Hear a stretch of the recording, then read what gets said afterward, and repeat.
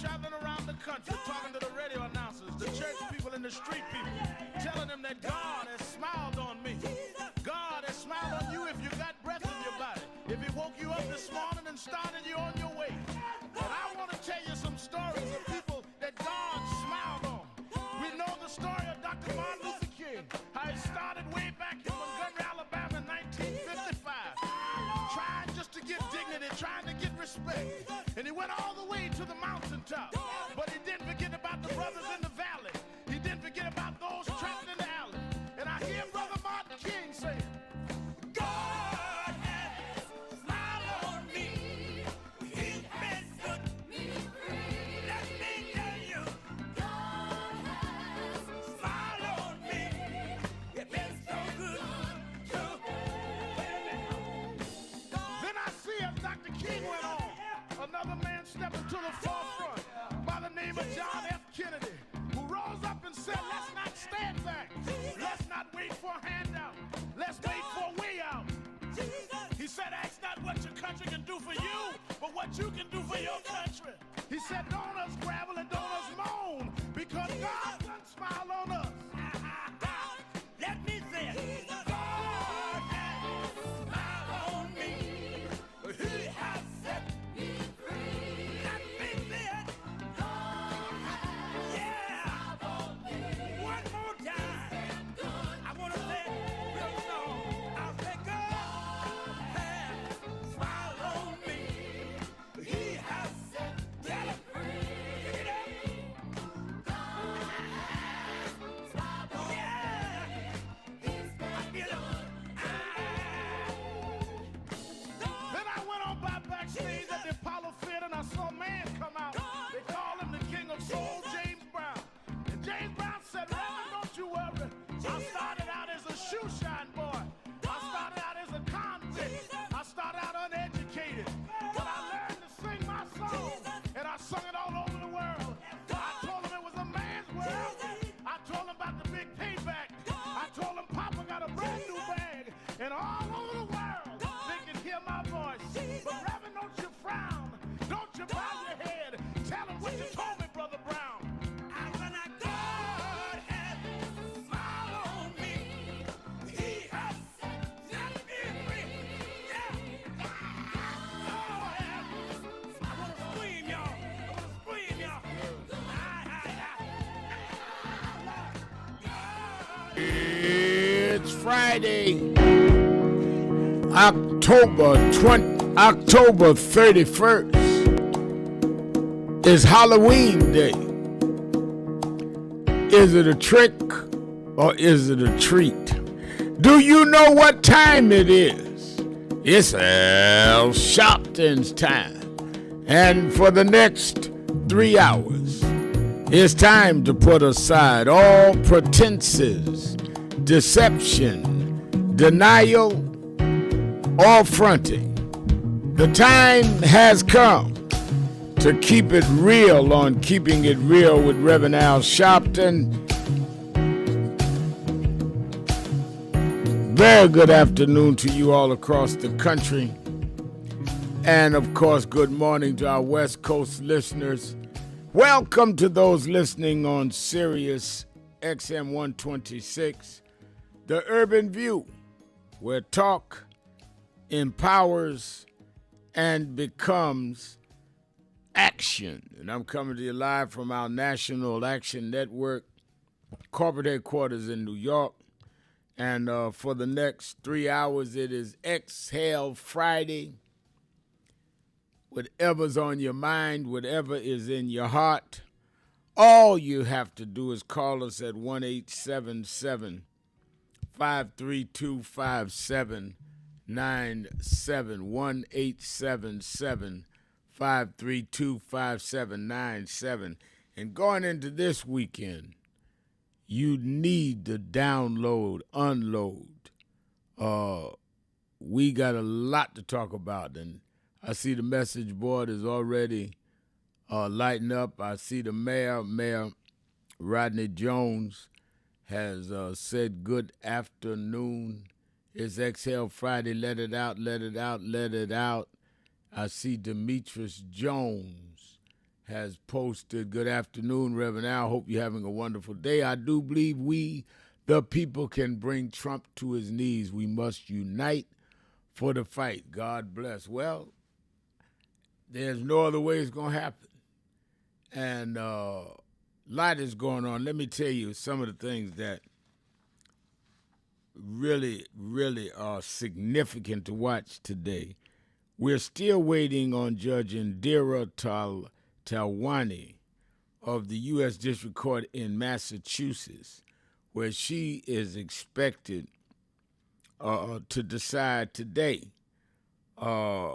whether the Trump administration must continue the funding of supplemental nutrition assistance programs known as SNAP, and whether they must continue to fund it during the shutdown. Now, without intervention, without this judge intervening, 42 million Americans, which is roughly 1 out of 8 people in the country, will run out of funds on November 1st, which is tomorrow. And I don't have to tell you the severe impact it will have on low-income families. Now, there are states that have began lawsuits to protect benefits. There was a coalition of 25 states and Washington, D.C., that filed suit this week, arguing the administration has both a legal and moral duty to use the $5 billion SNAP emergency reserve. See, I think a lot of us missed that. There is a $5 billion reserve that could be triggered even with a government shutdown, is their argument. And it is amazing how they're not willing to even do that so far. So whatever Judge Talwani's decision is, she, questioned the government's position, stating, and I'm quoting her, "It's hard for me to understand how this isn't an emergency." Can you imagine that the Trump administration is arguing that this is not an emergency? Government shutdown, we're not going to pay 42 million people, but that's not an emergency. That's the argument in court. And SNAP provides an average of $187 per person monthly, costing about $8 billion a month nationwide. So the states involved in the lawsuit, Arizona, California, New York, Massachusetts, Nevada, scrambling to offer some temporary aid. And I was at a press conference yesterday, and some of you were listening yesterday. I said, well, I stood with Governor Kathy Hochul, governor of New York, who's found $106 million, but she needs $800 million a month if this judge does not intervene. Now, the question is, even if the judge intervenes, does the Trump administration then try to bring it to a district court and then on from there to the Supreme Court? So we're looking at the real possibility that by this time tomorrow, 42 million people in this country that get SNAP will not be able to activate their supplemental nutrition assistance program. Talking about children, talking about babies. On top of that, it is open enrollment and expiring subsidies. The Affordable Care Act open enrollment period also begins tomorrow and runs through January 15th.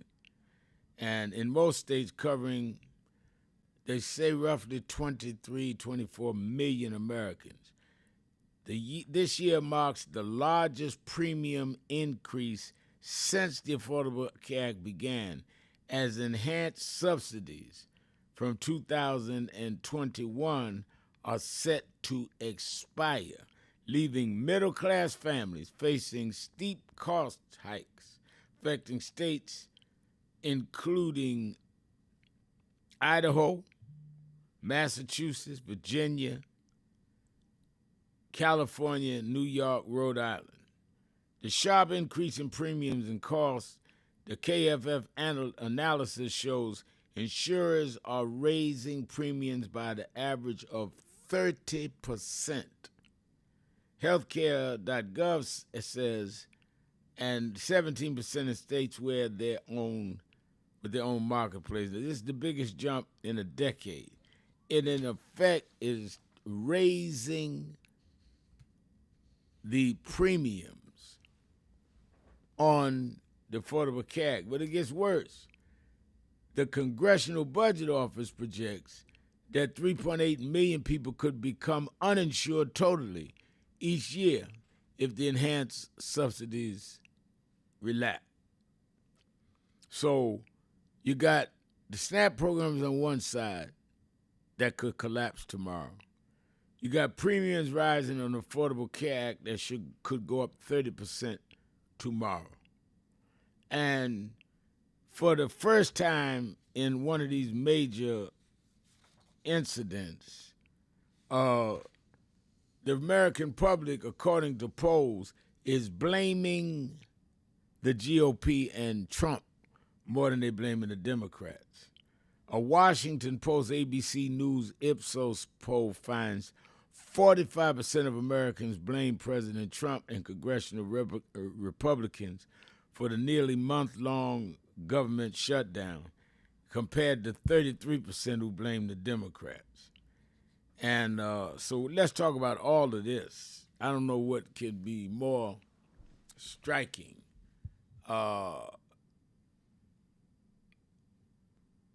And I want to talk about all of it. I see Alvin Almond says, "Hello, Rev. This is Alvin and Calvin.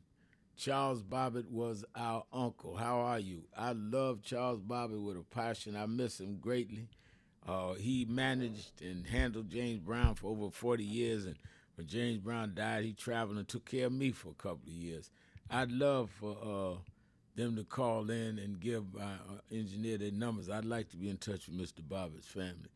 Great man. I miss him, particularly now. Really was a guy like an uncle to me. So call us up, 1-877-532-5797, and get me Alvin and Calvin's numbers direct to me. I'd like to talk to them. Let's get ready to take a break. Let me say that I want to put this out there before we go to break. The FBI under Kash Patel is being accused of foiling a potential terrorist attack in Michigan, planned for Halloween this weekend. The FBI arrested multiple suspects in Michigan earlier today, disrupting what officials described as a potential terrorist attack planned for Halloween weekend, according to FBI Director Kash Patel. And these people were in Dearborn and in Inkster, a group of young individuals with possible ties to foreign interests. So a lot is going on. I mean, the fact that we keep having these attacks from Trump himself being shot to just people being shot at HBCUs, homecomings, and some being political, the Charlie Kirk killing. It is, in my opinion, sick that America has adjusted to such violence like it means nothing. Just, yeah, okay, that's what happened today. We need to stand up and stop this. All right, let's talk about it. It's Exhale Friday. I see Tamika Winfield, and thank you for checking in. Cynthia Harris said hello. This is Cynthia Harris. Nan Nook is doing a food bank to help out. I'm going to talk about the food banks. National Action Network always do one at the headquarters. Nook's doing one, always does a big one. A lot happening. Stay with me today. 1-877-532-5797. Sharpton, keeping it real. Be right back. It's been a long time coming, but I know 1968. Dr. Martin Luther King was killed in Memphis, Tennessee. And it has been the commitment of National Action Network to always, in the month he was killed, to let them know they killed the dreamer. I have a dream today. They can't kill the dreamer.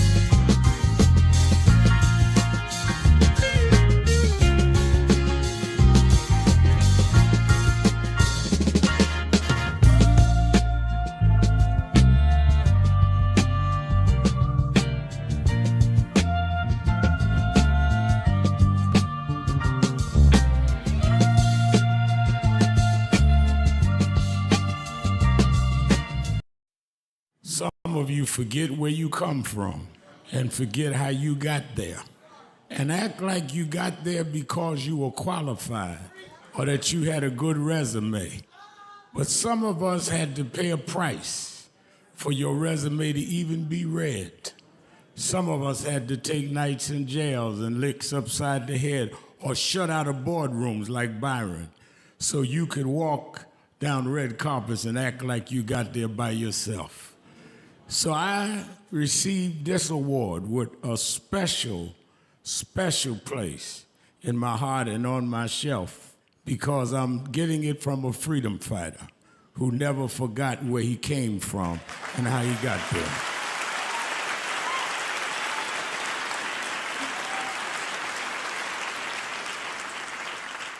Yes, we've come a long way.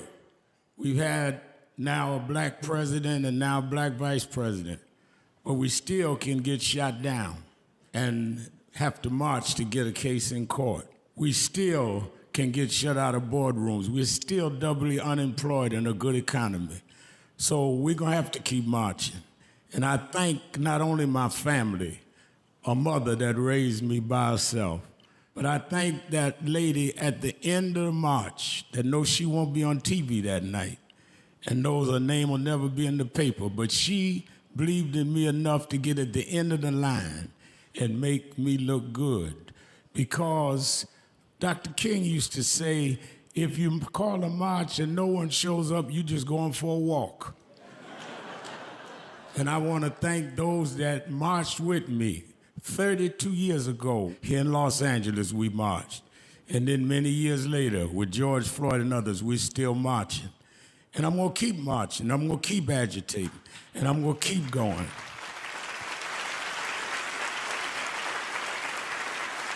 until we don't have to do it anymore. Eddie, known you a long time, Mariah, Chris, and your kids. And I promise you this, the only thing that I really live for is I get up with this dream that every bigot, every racist, everyone in this country that hates will say, damn, he's up again.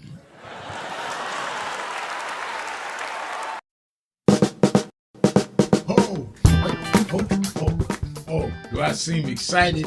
I am excited because this Saturday, the National Action Network Saturday Action Rally starts live on WBLS 107.5 FM in New York. We're going to expand. Every Saturday morning, we're live on WBLS 107.5 from 10 a.m. to 11. You'll hear the message. You'll feel the energy. You'll be involved. You won't be sitting around talking about, oh my God, look at what's happening. You'll be involved in dealing with what's happening. I'm excited, and you should be excited too. Turn on WBLS 10 a.m. every Saturday morning. I have a message for you. And if you want to, you can come to the House of Justice and be there live. 145th Street and Lenox Avenue. We kick off at 9, and we don't stop until we deal with getting our people energized.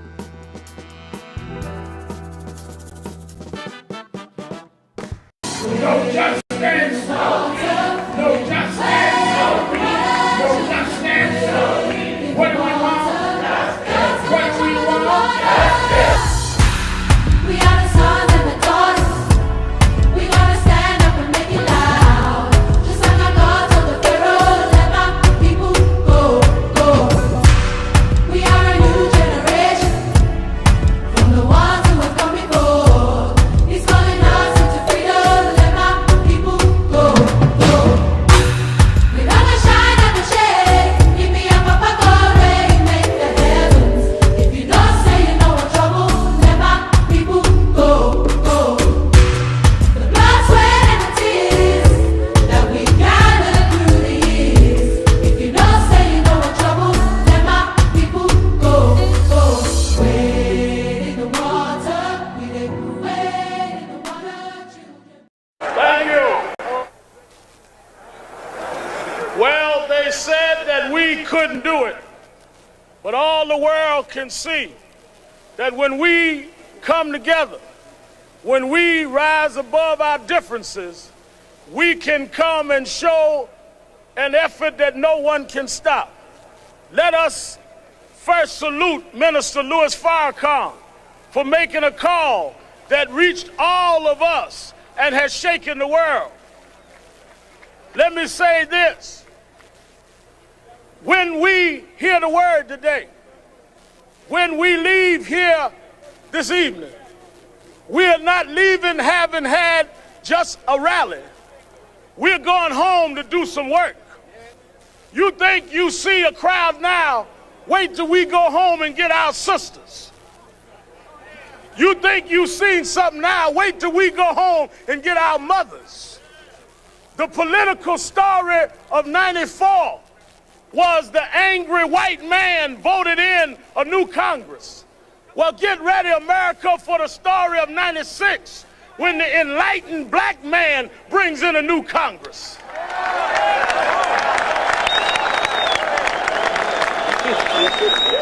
It's time for Mr. Gingrich and the angry white man who are angry at the wrong people.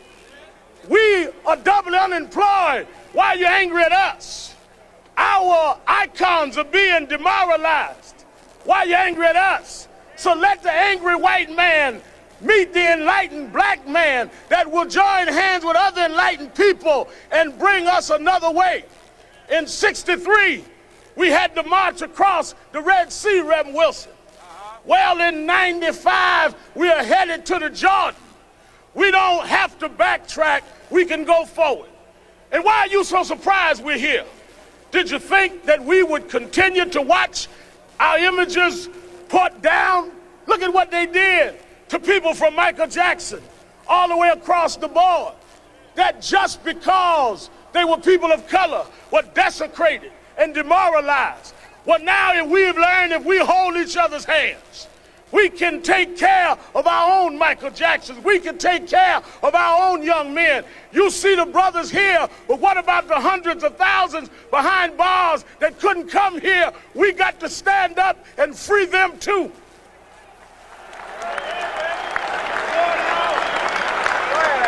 OJ is home, but Mumi Abu Jamal ain't home. And we won't stop till all of our people that need a chance in an awkward and unbalanced criminal justice system can come home.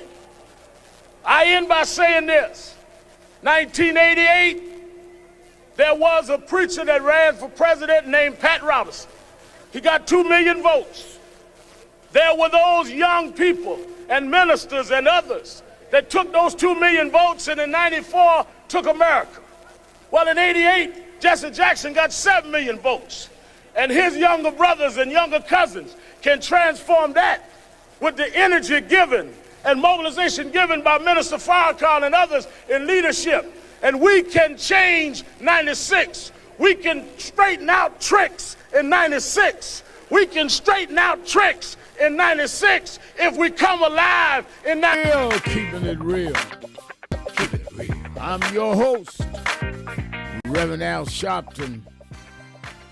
1-877-532-5797, 1-877-532-5797. It's Exhale Friday. You can talk about whatever's on your mind, whatever is in your heart.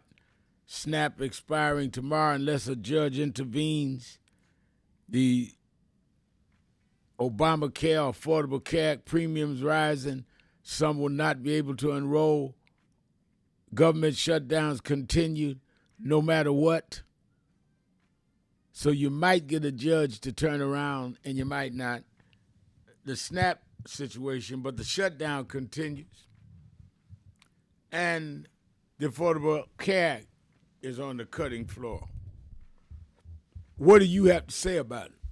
I know since Senator Thune, the Republican majority leader of the Senate, is saying, well, we can talk, but y'all have got to open the government first. I know all of their political advisors and pundits are listening to the show. A lot of times people tell me, they say, I have staff and pundits listen to say, what are they saying on Sharpton's show? So I want y'all to exhale today. Let them know how you feel. Not just how I feel, they know how I feel. But do I have somebody out there that agrees or disagrees? I need you to call in 1-877-532-5797. Let me say by way of announcements, you really don't want to miss Politics Nation with Al Sharpton live at 5 p.m. Eastern Time, Saturdays and Sundays. And this weekend, I've got the right people to handle this. I have on tomorrow night, Saturday night, I've got our members of Congress on the shutdown, where we are, what we need to do. I've got the Attorney General of Minnesota, Keith Ellison. Many of you know him. Talk about the lawsuit that he and attorney generals are trying to do against Trump on the shutdowns. That's among the people I have. I have on Sunday a couple of the governors, as well as the minority whip of the House, Catherine Clark. And we'll have on two of Keeping It Real's finest. Tomorrow we'll have Antoine Seawright on the panel. And then on Sunday, I'm going to have our policy wonk, Jennifer Jones Austin Esquire. So watch both nights, Saturday and Sunday, live at 5 p.m. Eastern Time on MSNBC. You in the New York, New Jersey, Connecticut area, meet me or beat me to the Saturday Action Rally at the House of Justice in Harlem, 9 a.m. to 11 a.m. at the House of Justice in Harlem. And we'll be there as we are every Saturday, but this is the Saturday before Election Day. For you that didn't vote early, I voted early this morning in the New York election. But people that have not voted in New York, New Jersey, California, there's significant votes all over the country. You need to vote and watch the rally. If you're not in the New York area, you can watch it on Impact Television or at www.nationalactionnetwork.net and go to our live stream and watch it. I've invited the mayoral candidates. Zoran Mamdani has said he'll be there in the morning to give his remarks as we go into this weekend, closing this campaign. And we definitely want everybody that is in the New York, New Jersey, Connecticut area to hear our charge for Election Day. A lot is happening on the ballots. There's a real question on redistricting out of California, and that's on the ballot in California Tuesday. They can vote to open up to redistrict certain areas that would offset what the Republicans are doing in a diabolical way, started in Texas. So we're definitely, the nation's going to be watching what happens in California on that referendum. We're going to be watching Pennsylvania. We're going to be watching New Jersey, whether or not the Democratic Congresswoman, Mickey Sherrill, can defeat the Republican backed by Donald Trump. Mickey Sherrill was on Politics Nation with me last Sunday night. We're going to be watching that race. And clearly we're going to be watching what happens with Mamdani and Andrew Cuomo and Curtis Sliwa in the race for mayor of New York. Now, why are we watching? Well, it's going to be a bellwether on where the country's going toward the midterms. If the Democrats/Republican fight comes down one way or another, if Republicans withstand a storm tomorrow in California, New York, Pennsylvania, New Jersey, it means that heading into the midterms, you are unlikely to see the Democrats be able to turn that around without some real drama.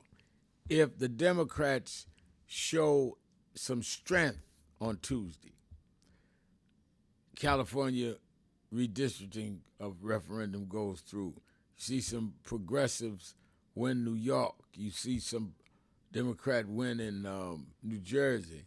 Then it's a setup that, well, maybe the public is turning on this MAGA agenda. So it's very important to register your vote. When I went in to vote this morning, the election workers was telling me that they've had a very good turnout for early voting. And many of the people voting started clapping when I came in and said, I'm here, I'm with it. And I was glad to see them as they were to see me. And but it needs to keep up. And let me tell you that are so philosophically, ideologically more enlightened and conscious than us. Whatever it is that you do, whatever your analysis is, you can vote and still do that. Nobody's stopping you from that. No, Ramal, I'm into economic development. Good. Develop, but vote too. Because in order for businesses to survive, you got to deal with the laws. And I think that it is absolutely incredibly important that we do that. Tanya Stowell is saying on our message board, Reverend Al, is NAN collecting or sponsoring anything to help food pantries, etc.? I think many people would like to help or donate money for that. Yes, NAN is. I was with the governor when she announced the $106 million we will distribute in those food pantries. And those that want to help can go online to nationalactionnetwork.net, get information. Those that want to make a donation, because we're going to be doing some right out of the House of Justice, you can do it right on the site at nationalactionnetwork.net. I never push donating to NAN on the show. I never even push membership. But since Tanya raised it, you can go right online and at nationalactionnetwork.net and make a contribution right online. And a lot of that we getting ready. We always do Thanksgiving and Christmas, but we're going to be doing some of that in advance now, if necessary, this weekend, if this judge doesn't do the right thing. So we need to be able to kick in and be prepared. I do not understand those of us that call ourselves good Christians or good Muslims or good Jews that don't do what the scriptures of all of them say. And certainly when you've got people that are in need, every prophet, every religion teaches that you're supposed to help the least of these. That's how you're judged. So, I mean, you may not be able to do a grant of $10,000, $15,000, $30,000, though if you can, you should. But $20 makes you know, well, I at least tried to help. I at least went with a group like Nan that I know is out there fighting for the people and do the right thing. I'm on the air every day, TV 2 or 3 times a week. You know where I'm going. Rather than giving the people you never seen, don't know where they at, don't know if you're going to hear from them again, you know where I'm at. I announce it every day. All right, let's take a break. We're going to take your calls, Exhale Friday, right after the break. It's you and me. Keeping it real. Sharpton. Be right back. And I think that is extremely important about the funding. But I also want to add how they're changing what can be taught. You have states outright saying you can't teach black history and you can't teach certain other histories and the curriculum. You have this administration that is literally taking out exhibits from the Smithsonian. So we have not only an education problem in terms of resources, we have an education problem in terms of curriculum and what people are being taught. So I have one grandchild, 6-year-old. When he gets to high school, it may be just against the law for him to learn about certain parts of American history, which are slavery. We're talking about the good side of America. Well, what does that mean? That's not history. Everything was not good. And I think that that is the threat that we've got to fight, which is why we've got to fight with the courts and the streets, because they're literally changing the textbooks as we go. As they do that, they change the opportunities, because then the fight against affirmative action is not having access to these institutions and telling these institutions, this whole fight around DEI, which they did, started in Harvard with a black woman president. Started with them saying you can't teach diversity in an Ivy League school like Harvard. It didn't start in Little Rock at the high school. This fight, this time, was Harvard. And they went from there on. And I think that we've got to have the same resistance. If they could fight in the 50s, the ACP people Defense Fund together and deal with the question from Little Rock in terms of desegregation, then we that are far more educated, far more economically secure personally, have no excuse in the age of what they did in Harvard not to be standing up back in this stuff.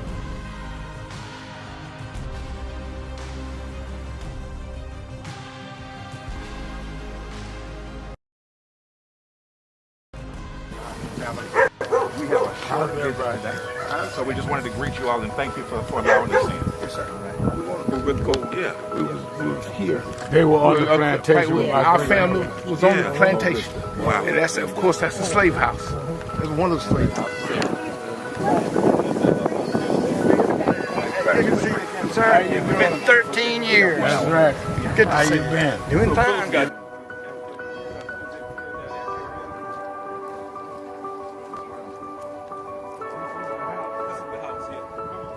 Right, last time. And we, Alexander Sharpton.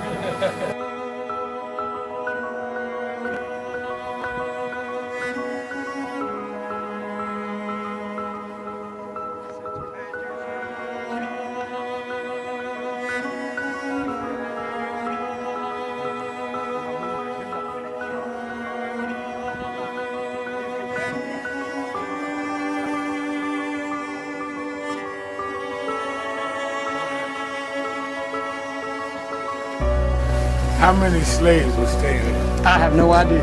This is where they would have a slavery Yeah, that's when exactly. That was exactly.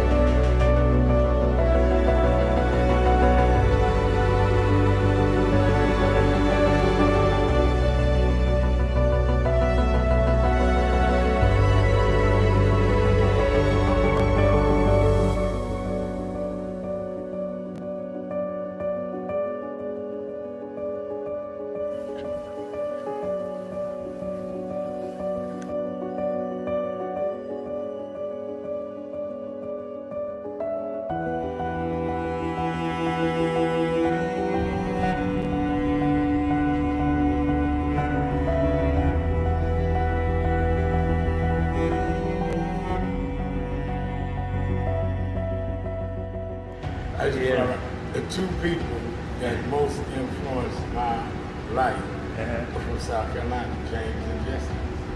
Jesse right up the road with me. I went over his mother's funeral. Jesse walked into my mother's kitchen. Wow. From South Carolina.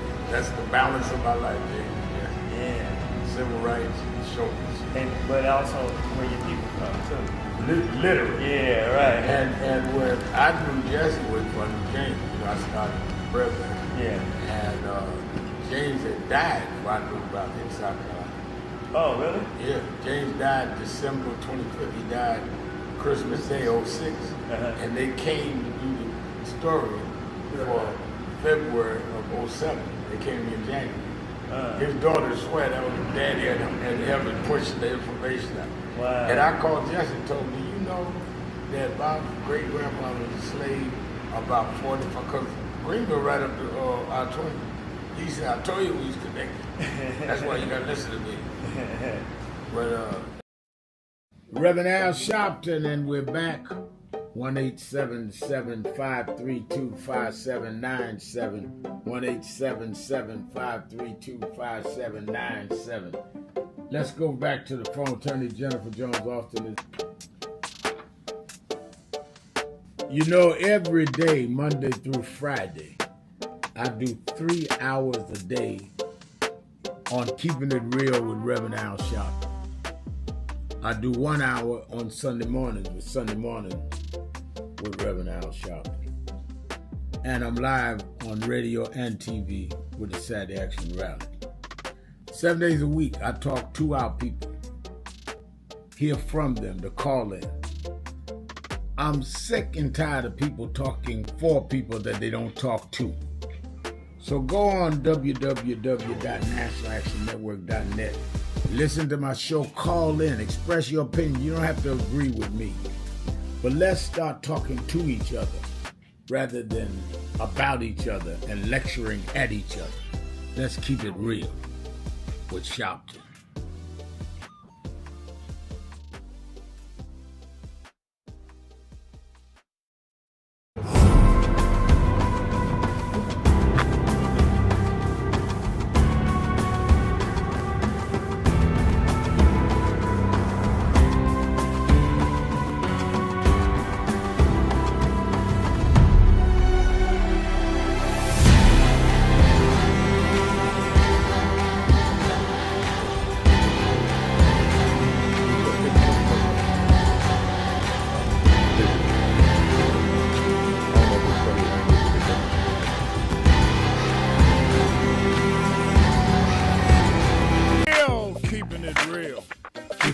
I'm your host, Reverend Al Sharpton. Let's start exhaling. Let's go to Bria in Maryland. Bria, you're Keeping It Real with Al Sharpton. Queso. Hello. Thank you so much. Hello, Bria. Sound like she was talking to somebody else. Hello. I'm sorry, Mr. Sharpton. How are you doing? I'm doing good. How you doing? So I'm just going to thank you for all that you do. Thank you. And my comment is just really quick on everything that's going on. I just noticed that it seems as though Trump is using his supporters as collateral damage to destroy anything with people of color. I think some people think about the whole SNAP thing, that their mindset is, yeah, stop giving people SNAP, because they have this mind concept of the welfare queen being African American women or immigrant, taking advantage of the system, which we all know they can't. And I think he uses that, and they don't realize it yet, but they're going to when 2026 hits with this big, beautiful bill. But they're going to realize, and hopefully some of them will open their eyes, that he basically used them as collateral damage to do everything he can to destroy anything African American people have built. I think this in his mindset is a way of him getting back at Obama for some strange reason. He just can't get Obama out of his head. I mean, we know why. Right. Because of all the accomplishments that Obama has made in his life with little. This man has been given a silver spoon, and he's born on third base, thinks he hit a triple, and he couldn't accomplish what this black man has done. It started off with little to nothing. And he just can't, I don't think only Trump, I just think especially white men just can't swallow that pill to just realize this man has became the president of the United States. He was loved by everyone. And it's just, I just think it's a mindset that they can't shake. And I don't think anything they can do, anything that no one can do to shake that. I think they think this is their last stand. They're going to take it. Whatever they need to sacrifice, they're going to do it. But, I think it's an old proverb. I think it's an old Asian proverb. Don't get me wrong, but it goes something like, the evil man will destroy his own country just to roll over the ashes. And that's just all I have to say. And I really appreciate you taking my call. And I love your show. I can't watch it all the time, so I DVD it. And I just want to say thank you for all that you do. You stand tall and you stand proud on your word, and you don't back down. The way that you was raised, you stand up for what is right.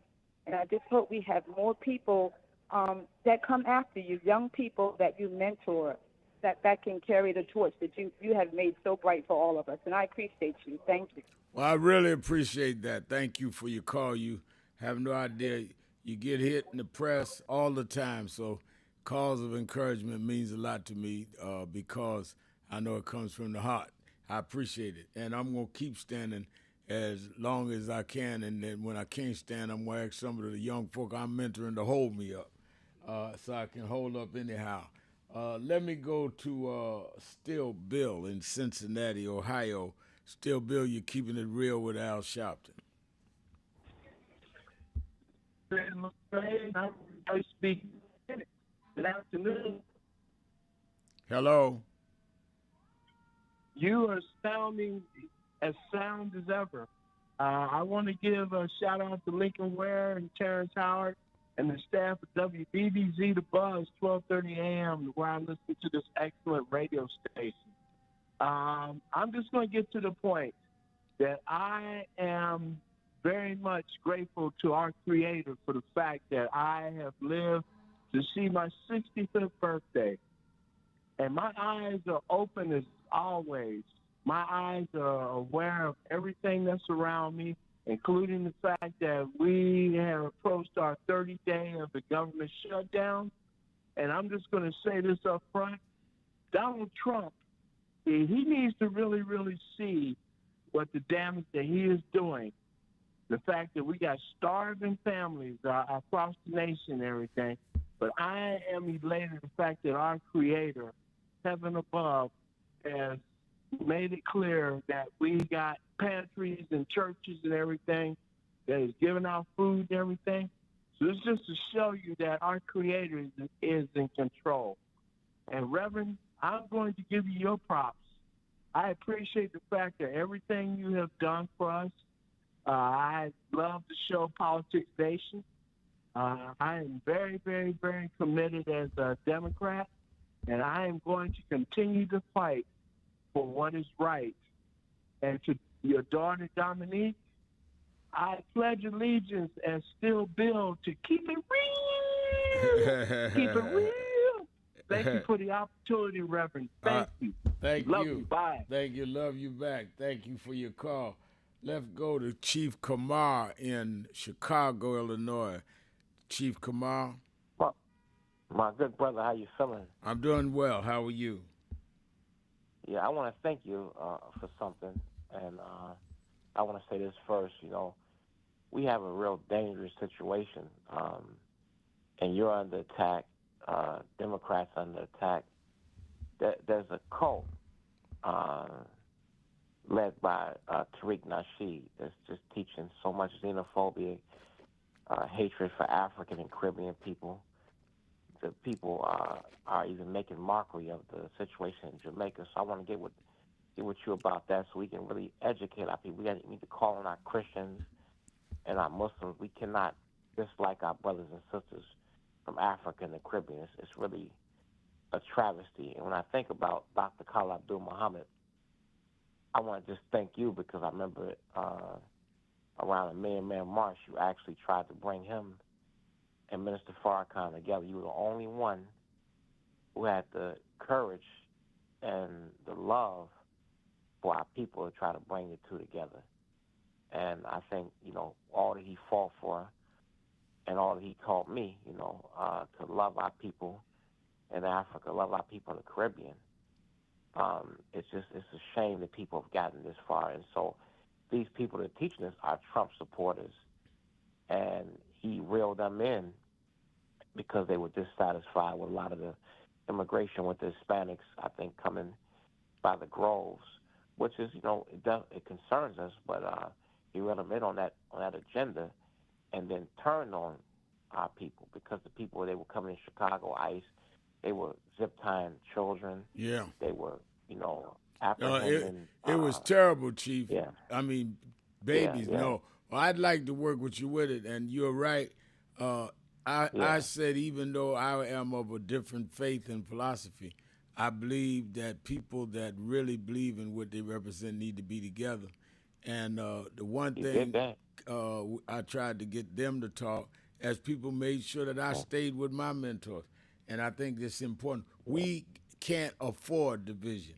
And we can have our different views, but we are in the same situation. Yeah, I thank you. And so, yeah, if I can get with you on that because y'all take his number. Hold on a minute. Give me his number, and I want to hook up with Chief. I think I'm coming to Chicago week after next anyway, and we can sit down and talk. We get together. Yeah. All right, get his number for me. Let me go. Do I need to go to break? Can I take another call? Yeah, let's take one more. All right, let me go to Andre J. in Chicago. Let me stay in Chicago. Andre J., you're keeping it real with Al Sharpton. Hey, good afternoon to you, Reverend. I want to hope you're doing good today. Thank you. I want to address just some of the subject matter that you brought up. You know, there's a guy that called you, and he asked you a series of questions, and it was an insult to me for him to ask you a question if you ever signed a pledge to Maduro. And I know you remember that call. Remember the Disco Brian asked you that question. And I want to know if he listened to the show or listen to you, he know where you stand, and he know good and well you ain't signed no pledge to Maduro. So I don't even know where he would come up with this off-the-wall question to ask you something like that. Wait. I don't understand what you're saying. That I would do what? Yeah, Disco Brian had asked you if you had ever signed a pledge to Maduro. Maduro? That's what he asked. Yeah, you know that... what is it that I don't know if he's a fascist leader or whatever he is over there. Oh, you're talking about in Venezuela? Yeah, Venezuela. Yeah, I think he was being rhetorical. I don't think he ever thought I seriously might have done that. But go ahead. Yeah, but he paused and waited for your answer, and I'm glad you didn't answer it because some of them questions off the wall. But look here, I think this here, by Donald Trump allowing this government to shut down and by him starting that nuclear weapons testing, that he virtually rendered himself unfit for the Nobel Peace Prize. He ain't going to get no Nobel Peace Prize behind them two things. So that nuclear weapons testing and this government shutdown, because that's going to be looked at. He didn't deserve it in the first place. The other thing, well, is that the Democrats, they need to stay the course. I'm picking up from where you was at the other day. They need to stay the course. And not only do they need to stay the course, they need to emphasize the fact that this bill that the Republicans want them to sign was drew up without any type of report from the Democrats. It was not a bipartisan bill. So they didn't want the Democrats' input in that bill, and they don't want it now. This is a sham that they're running. I don't understand, Rev, why the Democrats, with all the money that they keep asking me for and sending me emails and everybody's money, they don't take care of that money and run some commercials and get that message out to them Republican supporters. See, they pretty much know they got most of the Democrats sold up. The thing is to bring new people into your ideology, and they need to run some commercials about this government shutdown and educate the Republican, because the Republicans pretty much watch Fox News. But if you spend, if they spend some money getting some radio and airtime, then they could awaken some people. That's good, Rick. All right. Is that. Thank you for your call. Let's take my break. We'll be right back. Keeping it real. 1-877-532-5797. Sharpton. Keeping it real. Keep it real. Be right back.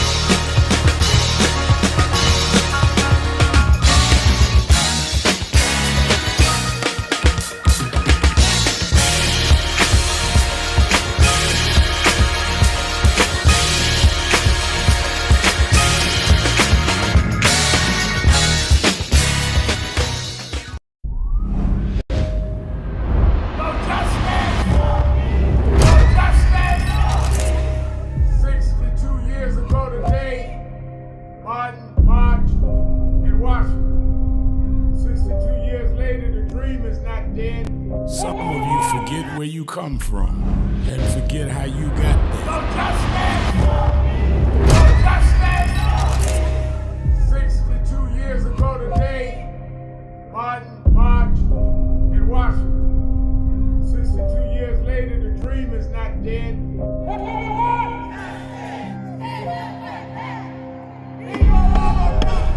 I'm here because I must be here. Democracy is not there for the pig, and you have to fight for democracy. That's what it is. What Trump will erase, we will replace. It's the dreamers in many cases have reversed and tried to turn it into a nightmare. We come to Wall Street rather than Washington this year to let them know you can try to turn back the clock, but you can't turn back time. We gonna keep the dream alive on Wall Street.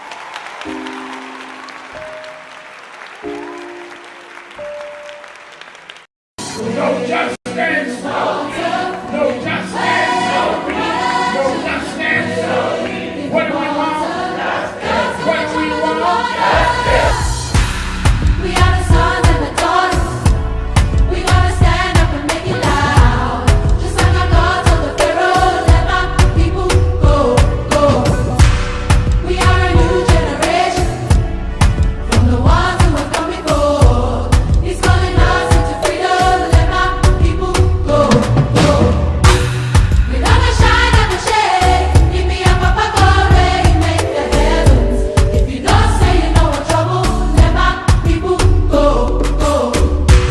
The blood, sweat, and the tears that we gathered through the years. If you don't say you know what trouble, let my people go, go. Wade in the water, we did wade in the water,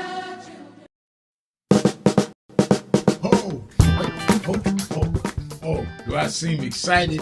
I am excited because this Saturday, the National Action Network Saturday Action Rally starts live on WBLS 107.5 FM in New York.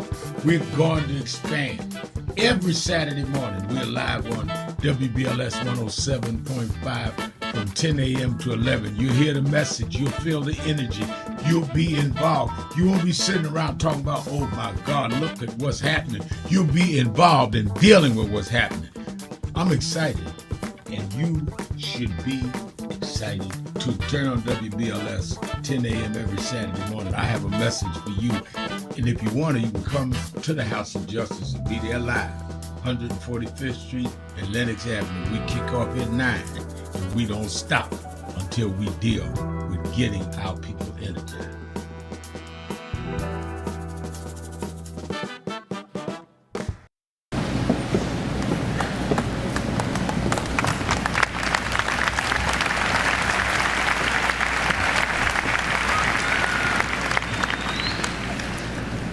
All over the world today, people are gathered in love vigils to celebrate the life of a man that taught the world how to love.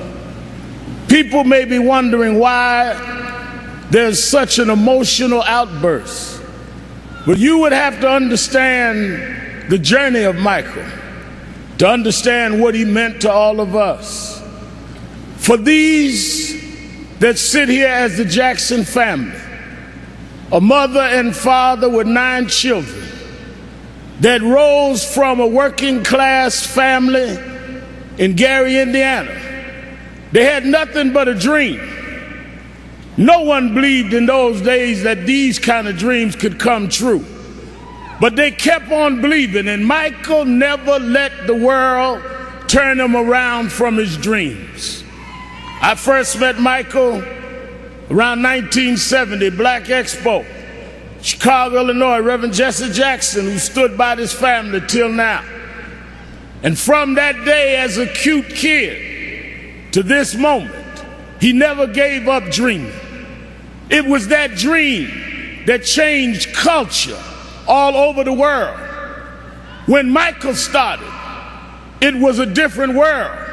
But because Michael kept going, because he didn't accept limitations, because he refused to let people decide his boundaries, he opened up the whole world. In the music world, he put on one glove, pulled his pants up, and broke down the color curtain, where now our videos are shown and magazines put us on the cover. It was Michael Jackson that brought blacks and whites and Asians and Latinos together.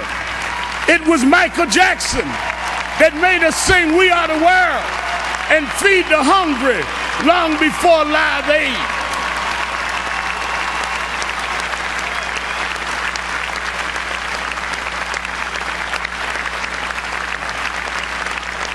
Because Michael Jackson kept going, he created a comfort level where people that felt they were separate became interconnected with his music.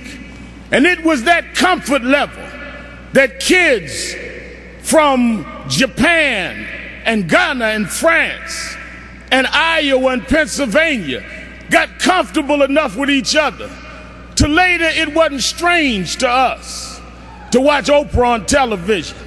It wasn't strange to watch Tiger Woods golf. Those young kids grew up from being teenage, comfortable fans of Michael to being 40 years old and being comfortable to vote for a person of color to be the president of the United States of America.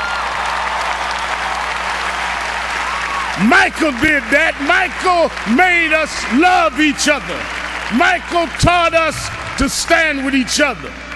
There are those that like to dig around mess, but millions around the world, we're going to uphold his message. It's not about mess, it's about his love message.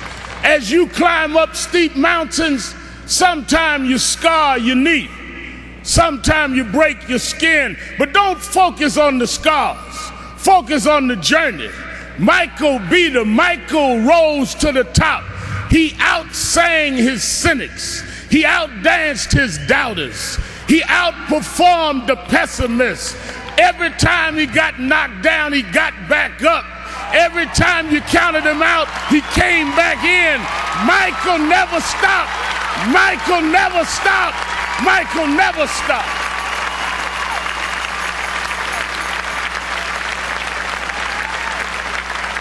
I want to say to Mrs. Jackson and Joe Jackson, his sisters and brothers, we thank you for giving us someone that taught us love, someone that taught us hope. We want to thank you because we know it was your dream too. And we know that your heart is broken. I know you have some comfort from the letter from the President of the United States and Nelson Mandela, but this was your child. This was your brother. This was your cousin. Nothing will fill your heart's loss. But I hope the love that people are showing will make you know he didn't live in vain. And I want his 3 children to know, wasn't nothing strange about your daddy. It was strange what your daddy had to deal with, but he dealt with it.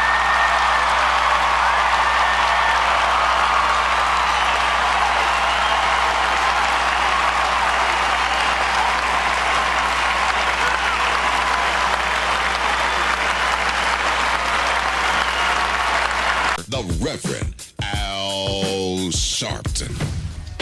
Live, Rev. Keeping it real. Keeping it real. I am your host, Reverend Al Sharpton, and we're back.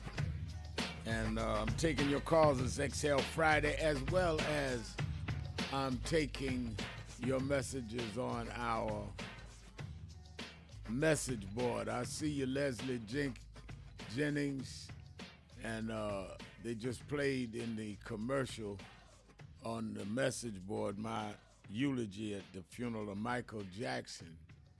I think that was 2009 Michael passed, and I did the eulogy at his funeral. Brought me back for a minute. I don't think we've seen anybody as commercially big as Michael was in his time, and I think that's why he became a target. But let's go on with our program. Trish is writing on our message board, I truly believe we're in a very critical point in history as black people and feel we really need to establish more mutual aid and community building. That's my opinion. I think you're right.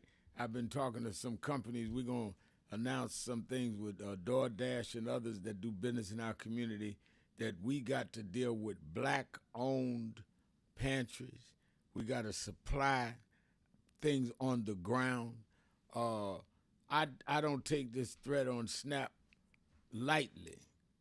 As I said yesterday at Governor Hochul's press conference, I grew up on welfare after my father left, so I knew the middle-class life when my father was there. Then when he abandoned us and we moved to the projects, I know what it is to stand at the mailbox in a multi-dwelling home, and your mama will tell you to be at the mailbox the 1st and the 16th of every month so you can get the checks for somebody breaking the box and steal it.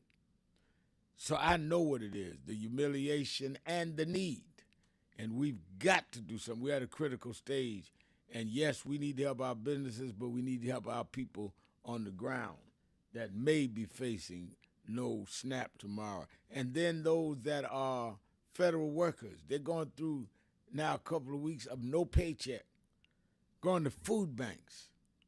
This is as serious as it can get. Can you imagine? You work hard, get whatever degrees you need, get whatever training you need to become a federal employee, and now you going because of politics, you going 2-3 weeks and not even get paid. Big federal employee, but can't get paid, and don't know how long it'll be before you get paid. And then you got some extreme right-wingers talking about we may not even pay you retroactively. We've never in our lifetime seen all of this combined adversity to us. But we ought to stand up and be ready to deal with it. Because deal with it, we're going to have to do. Ain't no question in my mind that we can do it. Let's go to Rufus in Savannah, Georgia. Rufus.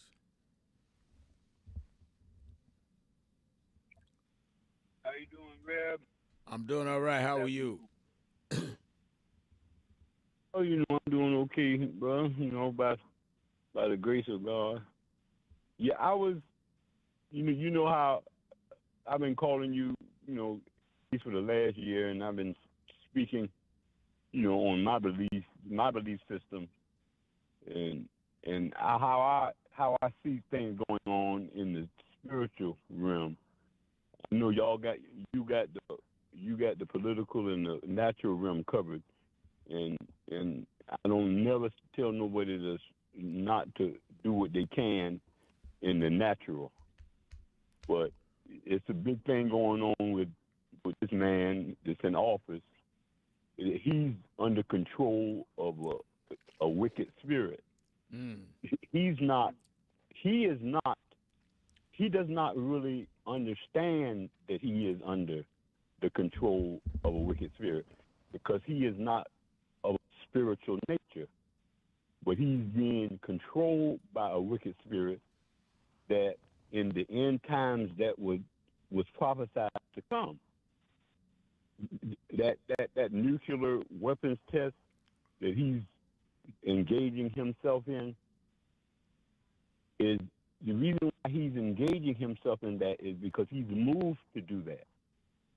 Not only will he test a nuclear weapon, he will, before this is over with, he will use a nuclear weapon.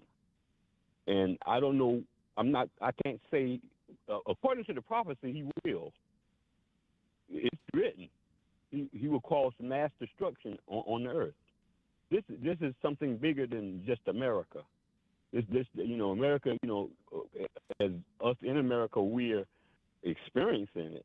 But this individual is changing world history, not just American history. And the scripture says in the prophecy that he will work marvelously. I'm talking about in a wicked way, and work up mass destruction that is prophesied to happen before the return of Yeshua HaMashiach, which the world calls Jesus. And as black people, we are one of the main buffers in America that has kept America safe from the wrath of God for these many years. It's because of us that many disasters hadn't happened already to America.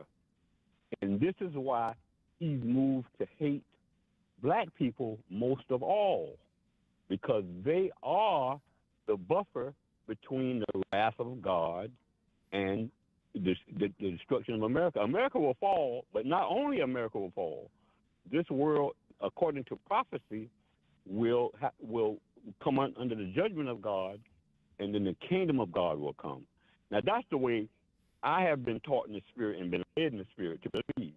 I mean, I'm not saying that everybody that their faith believes, but according to the Scripture, according to Yeshua HaMashiach, which is the biblical Scripture, that is the end of the prophecy of Daniel, Matthew 24, in the book of Revelation. It said these things would happen at the end. And as we try to help one another, we help one another in the physical realm. Of course, I feed people all the time. I've been doing it ever since I lived in New York. I told you way back in the 80s when I first met you.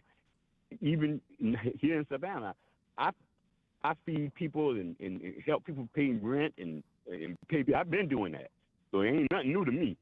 And the little bit I have, I don't have much myself. I'm sick, but that's been in my spirit for my whole life. So I'm just saying that we still do for one another, but realizing those who believe in Yeshua, realizing that this is nothing that wasn't prophesied to happen. And I'll end off and say good evening to everybody else. God bless you. Have a great weekend. Thank you for your call. Let me go to Disco Brian. He's in Washington today. Disco Brian. Yes, sir. Rev, on the streets of D.C. today, we're going to a TED Talk thing here. So, I see. Okay.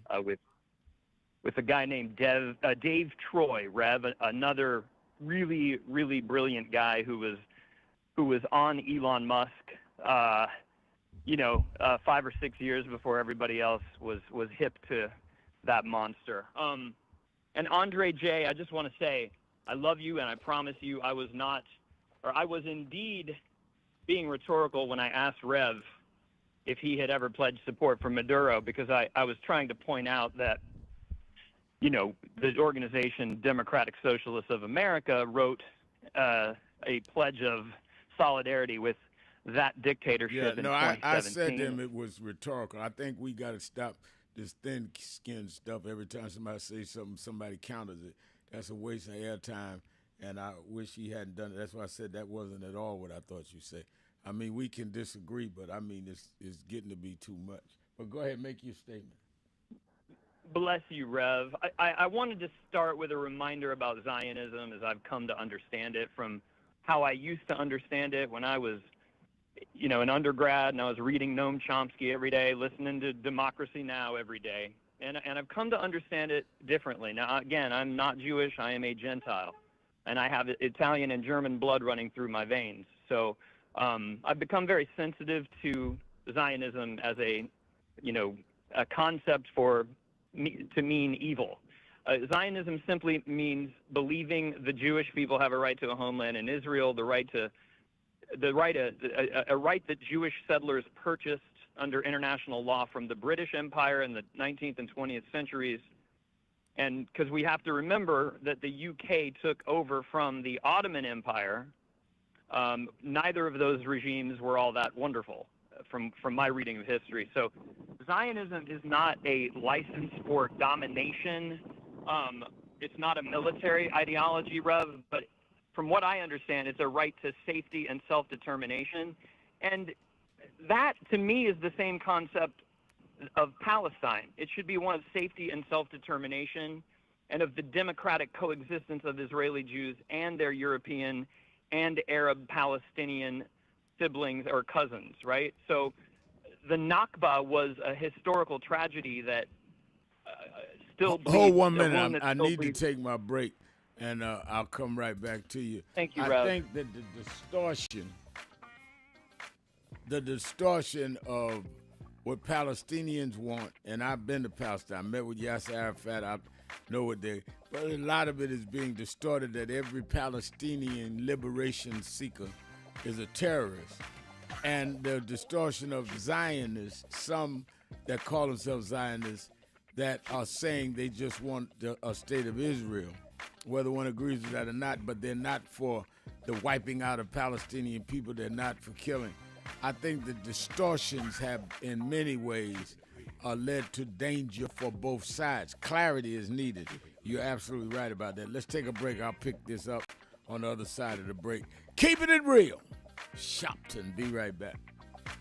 But the fact of the matter is, Rosa Parks was not only the mother of the modern civil rights movement, she was the mother of this nation. Why would you say that, Sharpton? Because you called George Washington the father of the nation, but when he became father, we wasn't included in the nation. Women were not included in the nation.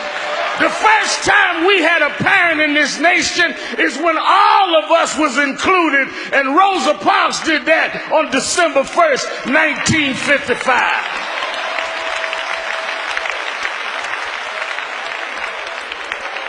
I heard somebody say Jim Crow is who she fought, and Jim Crow is still around. But Jim Crow is old. That's not who I'm mindful of today. The problem is Jim Crow has sons.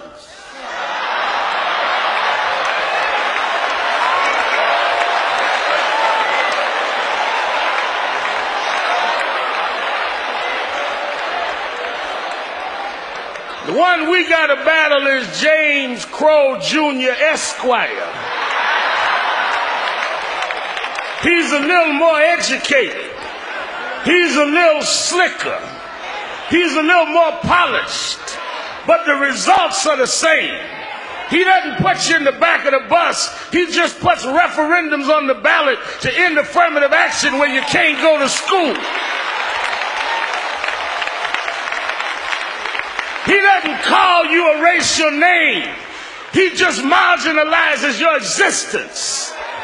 He doesn't tell you that he's set against you. He sets up institutional racism, where you have a nation respond looking for weapons in Iraq that are not there, but can't see a hurricane in Louisiana that is there.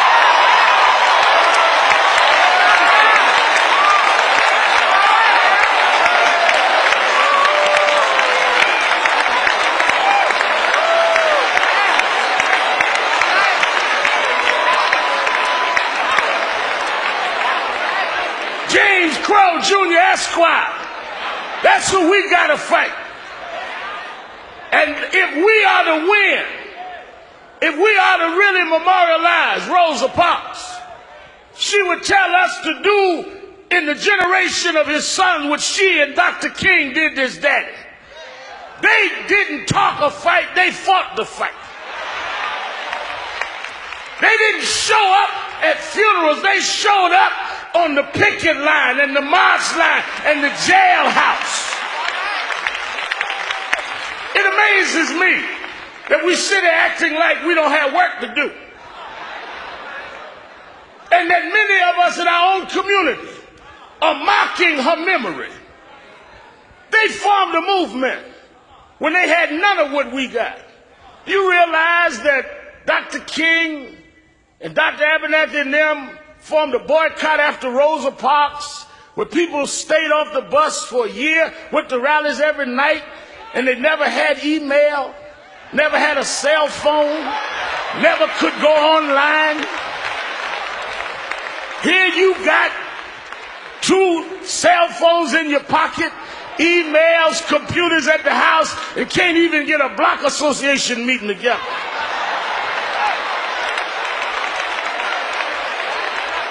We got so much more that they gave us, and we're doing so much less with it.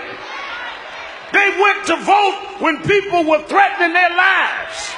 Medgar Evers was shot dead in his driveway, left 3 children inside that never knew how it was to have a father in their adult years die to give us the right to vote. Pregnant women marched through the streets of Birmingham. They sick police dogs on them to give us the right to vote. 4 little girls bombed in a church in Birmingham, Alabama to give us the right to vote. And here you are 40 years later in Detroit, Michigan. No dogs biting you, no bombs going off, no bullets, too lazy and ungrateful.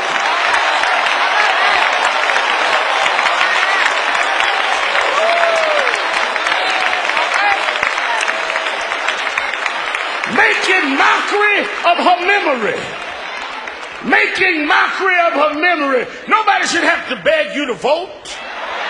Nobody should have to beg you to stand up and protect the rights that they died and suffered to give us. You can't take care of one thing on the ballot in Michigan when they had to change the laws of all 50 states. You complaining about one referendum when they did a whole revolution and never fired one shot. And then you turn it around on each other.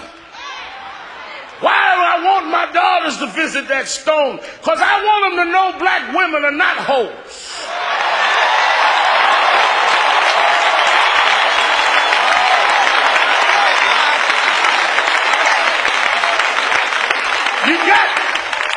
You have music companies selling misogynist records to our children. Black womanhood was Rosa Parks sitting in dignity. She wasn't break dancing. She wasn't talking about pimp me out. She made the world respect her people.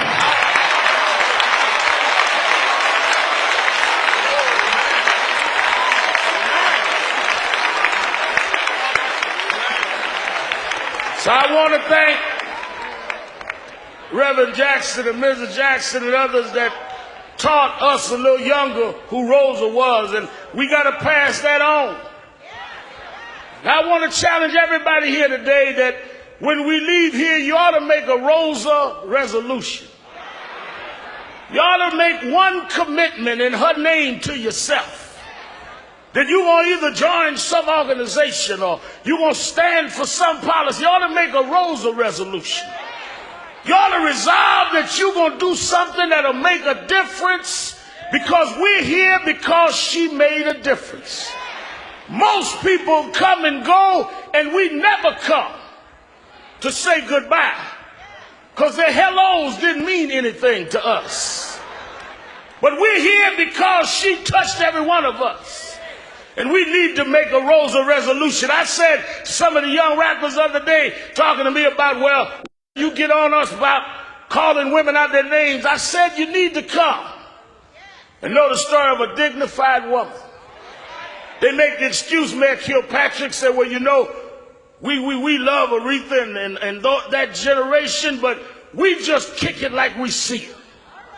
We just mirrors that reflect what we see. But there's something strange about that. I use a mirror every morning. But I don't get up out the bed, hair all over my head, sleep around my eyes, slobber around my mouth, walk outside talking about I'm going to keep it real. Mirrors are not only to reflect what you see, mirrors are to correct what you see.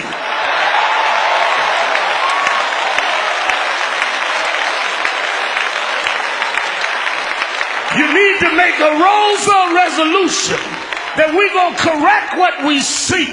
We're going to keep the fight going.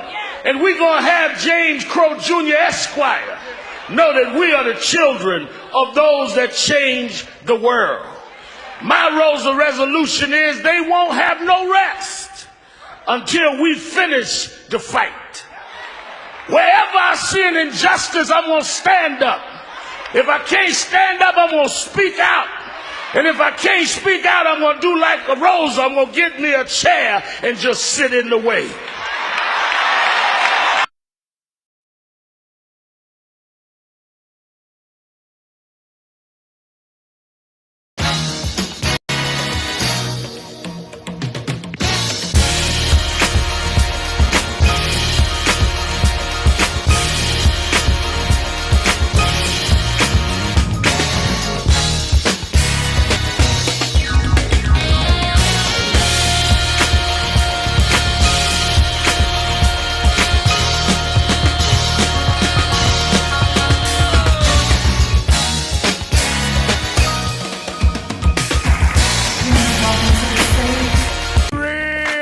Keeping it real.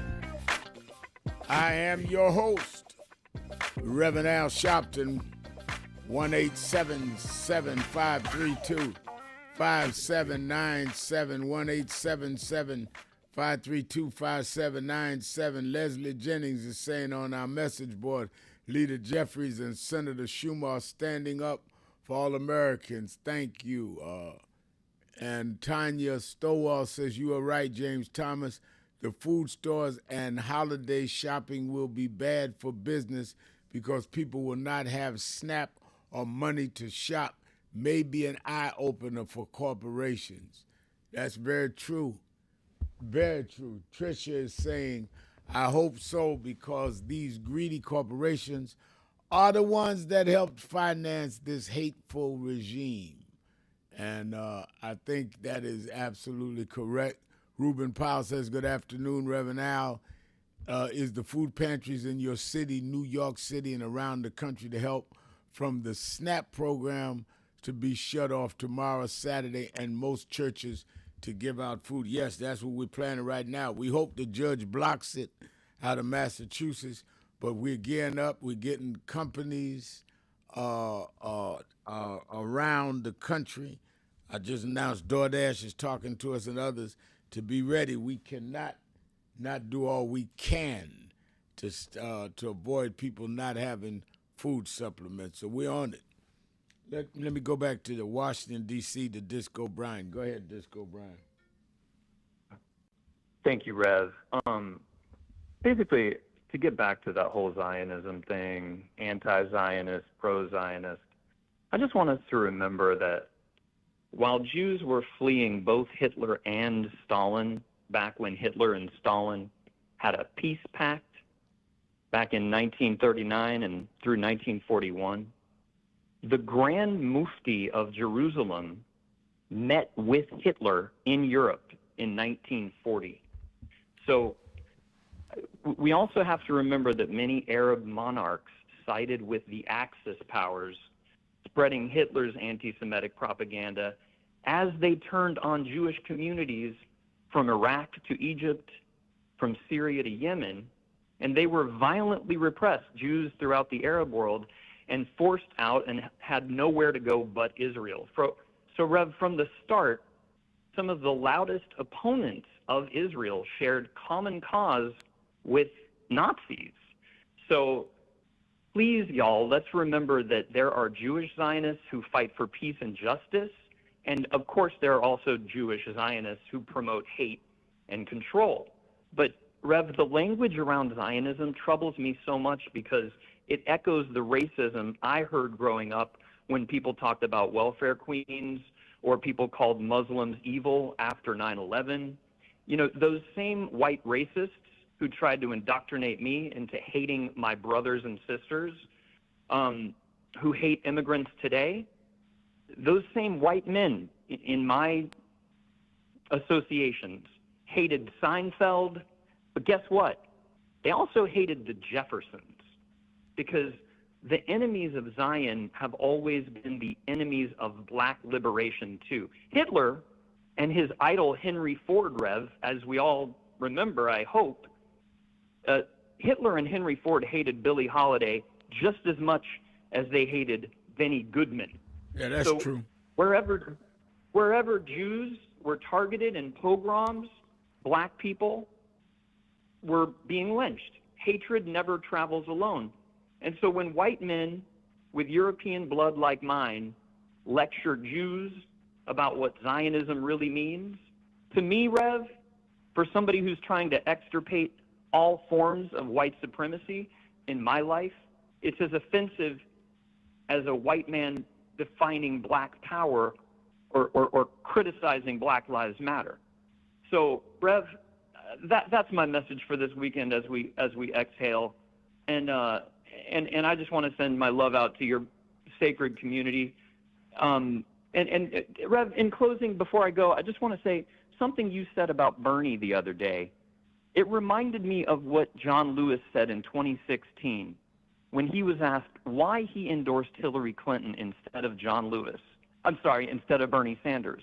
And John Lewis's answer to that question, the more I meditate on it, the more prophetic and prescient it was. He said, I never knew him, I never met him, but I have always met Hillary Clinton, and she's always shown up for us. He said something to that effect.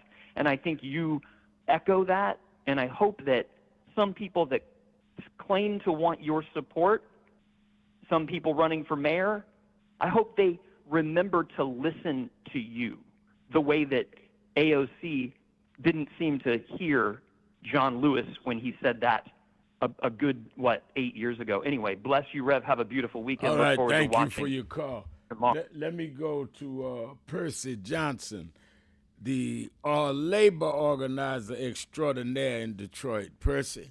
Oh. Hello, Brother Mel. Hey. Can you hear me? I hear you very well. Yeah, I want to make a get out the vote announcement for Detroiters to take advantage of this weekend, the next 3 days, Saturday, Sunday, and Monday. You can go. We got 3 sites, locations. You go to the Wayne County Community College on the east side and the Wayne County Community College on the west side, and you go down to on Boulevard where the election bureau is, and you can go in there, and from 9 to 5, if you're not registered, you can go there and register and get a ballot and vote at those locations. So we want our Detroiters to take advantage of it. We want our Detroiters to show up. We want our Detroiters to show up so we can show these elected officials that we are going to participate in these elections, and after the election, we're going to be in your offices demanding the stuff that we expect for you to do for our citizens to lift our city up. I love it. So they have early voting tomorrow, Saturday, Sunday, and Monday. Yeah. I got two young men around now said they haven't registered. I'm picking them up tomorrow. I'm gonna take them down there myself, man. Pick these young men up and walk them in there. They tell them, show them what they got to do and get them to register and vote for the first time. I love So yeah, that's the kind of stuff we got to start doing. It's good to talk about stuff right now. There's got to be a good effort like what we do, and you do it, your campaign do it, man, good about doing that. And Mary Waters, man, she had a big, great skilled trade task force meeting. It was so many people there, we didn't have enough chairs. It was standing room only. That's great. So those are the kind of candidates. That's the kind of candidates we got to vote for that put on stuff like that. I love it. They let our members know how we can get into stuff, man. I love it. All right. Thank you for your call. Let's take a break. We'll be right back. Keeping it real. Sharpton. Be right back. Please receive one of the greatest voices for the urban community. One. Amen. Not them yet. This is one of the greatest voices, not many of the greatest voices. We're going to adjust the program quickly at this time. This man has spoken out. He stood on the front line. He has been a man for the people, of the people. Please receive Reverend Al Sharpton.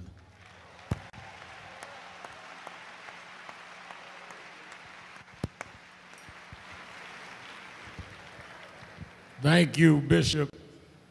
To the Franklin family and to all of us gathered, Aretha Franklin was not only an unparalleled artist, she was a civil rights activist and freedom fighter. It is easy to celebrate the gifts that God gives. It is more difficult when someone uses those gifts in ways that enhances humanity. Aretha Franklin was given special gifts, but she used it in a special way. And she would not want us to celebrate her without talking about she stood for something. She never shamed us. She never disgraced us. She never made us make excuses for her. She represented the best in our community, and she fought for our community until the end.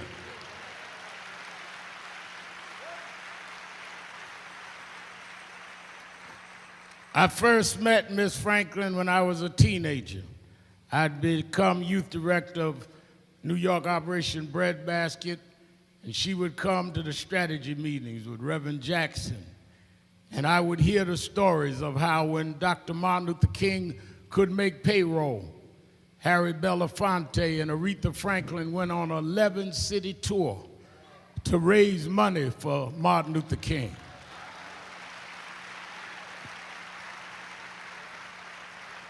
A lot of artists hang up Dr. King's photo, but Aretha went and raised money and gave it and worked free. Her daddy marched with Dr. King, and she never stopped supporting. As the years went by and I developed National Action Network, and she would call my radio show and have me come to her affairs. She called me one day. She said, "Reverend Al, I want to send you something." I said, "Yes, ma'am." She said, "What's your home address?" And she sent it. About 3 days later, I got a check made out National Action Network signed by Aretha Franklin. I saw about a month later, I said, "You know, I was so blown away. I grew up looking up to you that I framed that check." She said, "Boy, don't you have a copy machine?"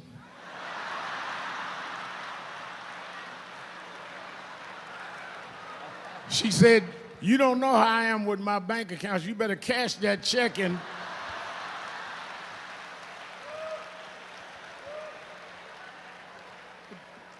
But all of her life, she supported the causes.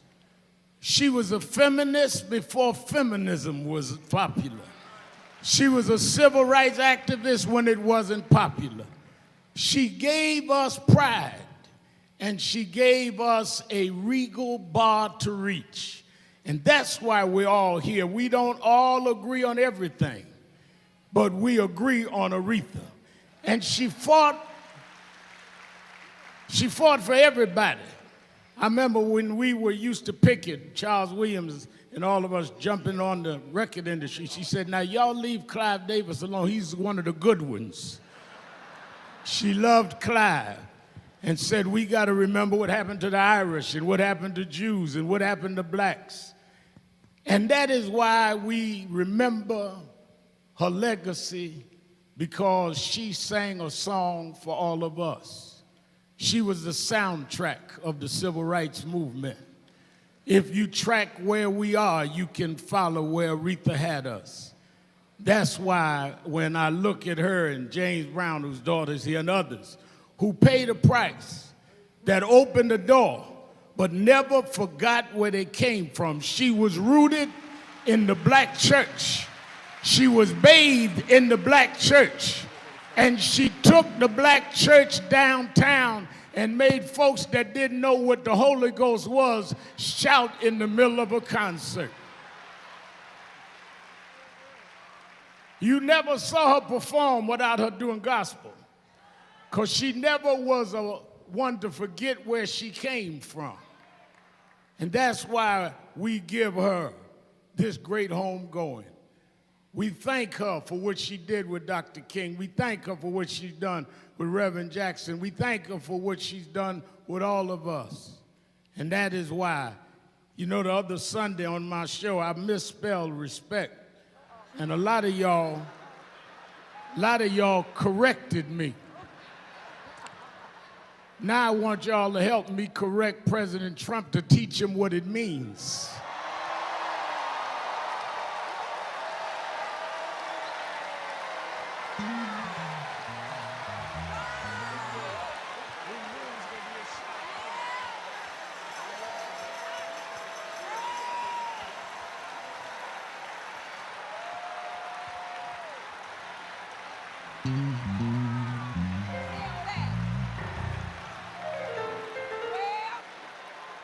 And I say that because when word had went out that Miss Franklin passed, Trump said she used to work for me. No, she used to perform for you. She worked for us.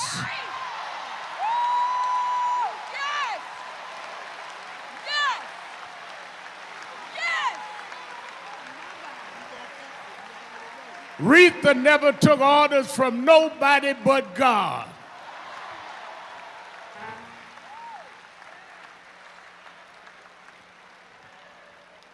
So Aretha, as you get your rest, my mother passed about 6 years ago.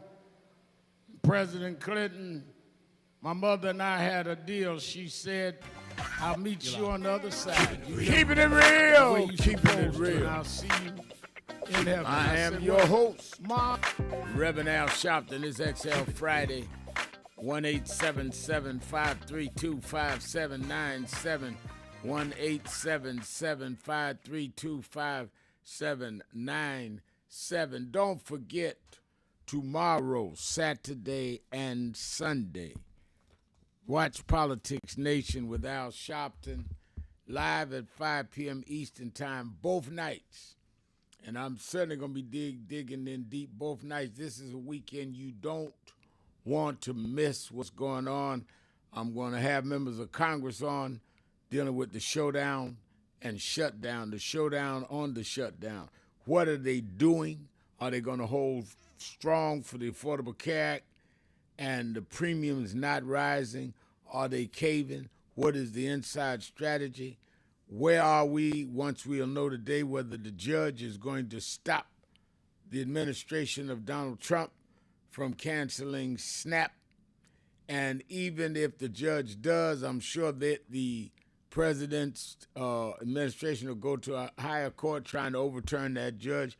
So I got members of Congress that's on that negotiating committee. I have the Attorney General of Minnesota, Keith Ellison, coming on talking about the lawsuit that the 25 attorney generals are doing around the SNAP program, that he's one of the attorney generals suing as attorney general from Minnesota. I have on Sunday the minority whip of the House giving us the insight on what the Democrats are doing in the House, as well as I'm gonna have on a couple of governors. And you both nights you're gonna want to see it. One night I have on Keeping It Real co-host on Mondays, Antoine Seawright to be on one night, and on another night, Attorney Jennifer Jones Austin, our Keeping It Real policy wonk. So don't miss either night. Tell all your friends. This is an important weekend, and it's leading into Election Day. And we need to, I'm going to be dealing with the issues nationwide from California to New York and all of the critical races in between, and what we need to know for those that have not early voted going into the voting booth. So make sure you're there, sitting by the screen and watching Politics Nation with Al Sharpton, 5 p.m. Eastern Time on MSNBC. You that are in the New York, New Jersey, Connecticut area, be at the Saturday Action Rally tomorrow morning, 9 to 11 at the House of Justice. You should get there early because this is Election Day weekend. I know that some of the candidates will be there, and Danny has already called and said he'll be there. So you want to get a good seat. Don't come in 9:15 looking around for a seat, because we're just going to tell you sit down right at the door. Come early, because I'm telling you now it's Election Day, Saturday Action Rally. Be there to get your seat early. And, of course, you that are watching from around the country, watch it on Impact Television, the only black-owned national television network that deals in the gospel community. All right, and of course, you all that can't get Impact, you can watch it live on nationalactionnetwork.net. Our live stream, we're live on Saturday morning. All right, let's go back to the phone. Let me go to Mrs. Richardson, my friend in Chevy Chase, Maryland. Mrs. Richardson. Yes, good afternoon, my dear. How are you today, Rev? I'm good. How are you? All fine. You know, I'm having my, I love my tea. I got my tea and lemon. All right. And so, yeah, that's my relaxing drink when I'm listening to you, Rev. You're so soothing. You soothe our souls. And if we didn't have you, Rev, I mean, I don't know, because everybody out here, it seems like everybody's at each other. The politicians are fussing and fighting. C-SPAN, I listened to that today. It's the same old dribble from both sides. And, I heard Andre say earlier that the Democrats is just steadfast or something. In other words, he's saying don't back down, just stay as you are. But Andre has to realize that there has to be a meeting of the mind between these two, these two entities, the Democrats and the Republicans, because, see, children are going to be without food tomorrow. Right. What are these families going to do, right? What are the families going to do, Andre? And you're saying that they just said, no. Don't say that at this point. Those children, I mean, we've got children that may die. Some of them will get sick and come down with all kinds of dreaded problems. So, no, we have to say, Democrats, Republicans, come on, get yourself act together, make a compromising by the night before midnight, because midnight's going to be all over for children and families getting the support to feed their families. What I want to say, though, I would have liked to have seen Schumer and Johnson, both of them, because both of them I would put up against the the schoolhouse corner with a dunce hat on. If I was a teacher again, that's what I'd do. Sit them up with a dunce cap on and have all the other students just ignore them. And then they'll feel left out. Because, see, they don't know what it's like, I guess, to be without the nation, with government workers and postal workers and caretakers. And what do you think would happen? Because they don't want to, they're saying that they're going without pay. And they're going without pay because they don't make a decision to use their brains. And what I'd like to see, what I would have wanted to see them do, Reb, then I'll go. They should cut some of the meat off of that defense. But I know, Reb, how these people are. They're feeling, oh, no, we can't trim the Defense Department. No, we can't trim that because it will be risking our life. See, they come up with the most cynical. There's no threat right now, I don't think, because Trump has everything in control of Putin, I think, where it's not going to be any real danger. Like I was seeing danger under Biden. I mean, I really did see danger under Biden, Reb. I hate to say it, because Putin, he felt that Biden was weak, and that's why he likes Trump. And I think Trump wants to make this country exactly the way how Putin got it over there. He wants to have the elderly Jewish people suffer. And you see that commercial where the old women, 100 years old, a lot of them, how they have to live. And nobody comes to the rescue of those poor Jewish women in Russia.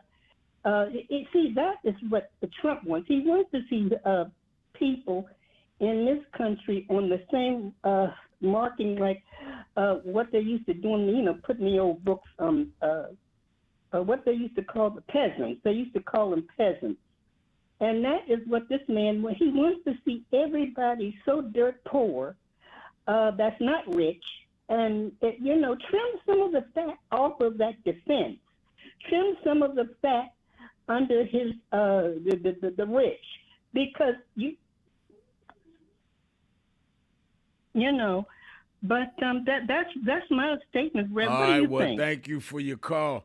Let me say this. Thank you for your call. I see James Thomas is saying on the message board, no, Mrs. Richardson, the Dems cannot fold because Republicans have been getting away with everything for far too long, and you have to stop a bully in his place. Stop being nice.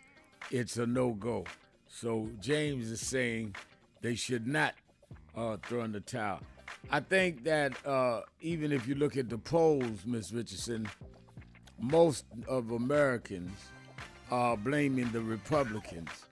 And I think that the Democrats should hold on and call their bluff, because a lot of the Republican voters are now turning on them. They're the ones that are not going to get snapped. It's more them than black folks. Snap is not a black thing. And they're the ones that are not going to get paid. They're federal workers. So I think the Dems should hold straight. Let's take a break. Be right back. Keeping it real. 1-877-532-5797 Sharpton. Keeping it real. Be right back. Thank you. Well, they said that we couldn't do it. But all the world can see that when we come together, when we rise above our differences, we can come and show an effort that no one can stop. Let us first salute Minister Louis Farrakhan for making a call that reached all of us and has shaken the world. Let me say this. When we hear the word today, when we leave here this evening, we are not leaving having had just a rally. We're going home to do some work. You think you see a crowd now, wait till we go home and get our sisters. You think you've seen something now, wait till we go home and get our mothers. The political story of '94 was the angry white man voted in a new Congress. Well, get ready, America, for the story of 96, when the enlightened black man brings in a new Congress.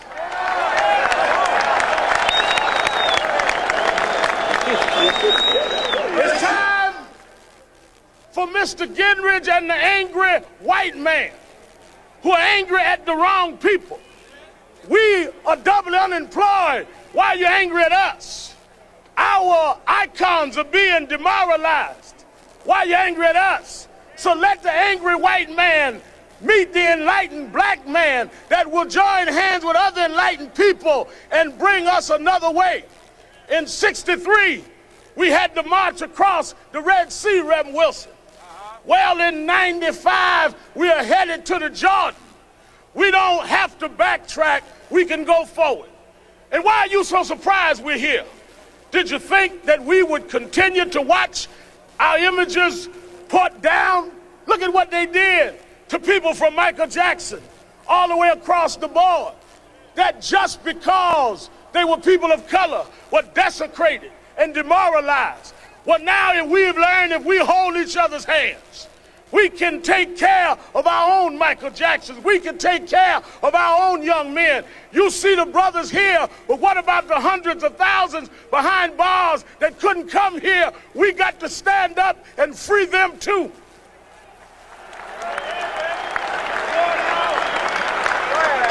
OJ is home, but Mumi Abu Jamal ain't home. And we won't stop till all of our people that need a chance in an awkward and unbalanced criminal justice system can come home. I end by saying this. 1988, there was a preacher that ran for president named Pat Robertson. He got 2 million votes. There were those young people and ministers and others that took those 2 million votes and in '94 took America. Well, in '88, Jesse Jackson got 7 million votes. And his younger brothers and younger cousins can transform that with the energy given and mobilization given by Minister Farrakhan and others in leadership. And we can change 96. We can straighten out tricks in 96. We can straighten out tricks in 96 if we come alive in 95.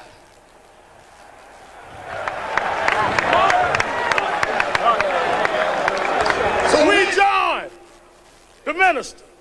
We join black men and black women and our leaders all over America saying, stand up, black man. I know it's hard to stand when you've been shackled, but stand up, black man. I know it's hard to stand when you've been beaten and bruised, but stand up, black man. Let your children, let your daughters, let them all over the world see us stand up together. We all live on one block. We may have different houses, but it's all the same block. Elijah Muhammad's house is on that block. Martin Luther King's house is on that block. Malana Karanga's house is on that block.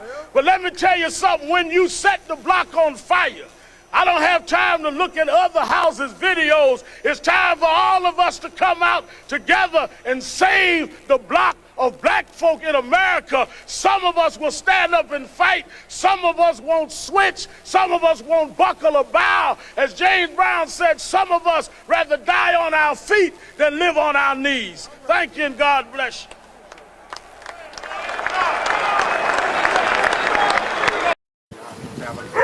We have a short visit today, so we just wanted to greet you all and thank you for allowing us in. Yes, sir. We would go. Yeah, we was here. They were on the plantation. Right, our family was on the plantation. Wow. And that's, of course, that's the slave house. That's one of the slave houses. Sir, it's been 13 years. That's right. Good to How see you been? Doing fine. Good.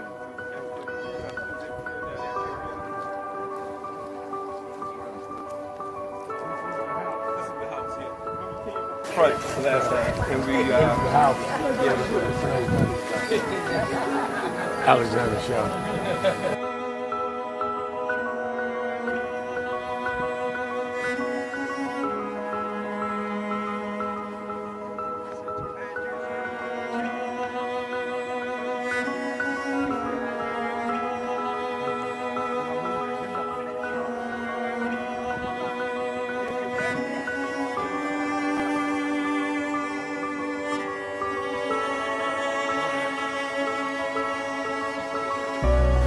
How many slaves were staying there? I have no idea.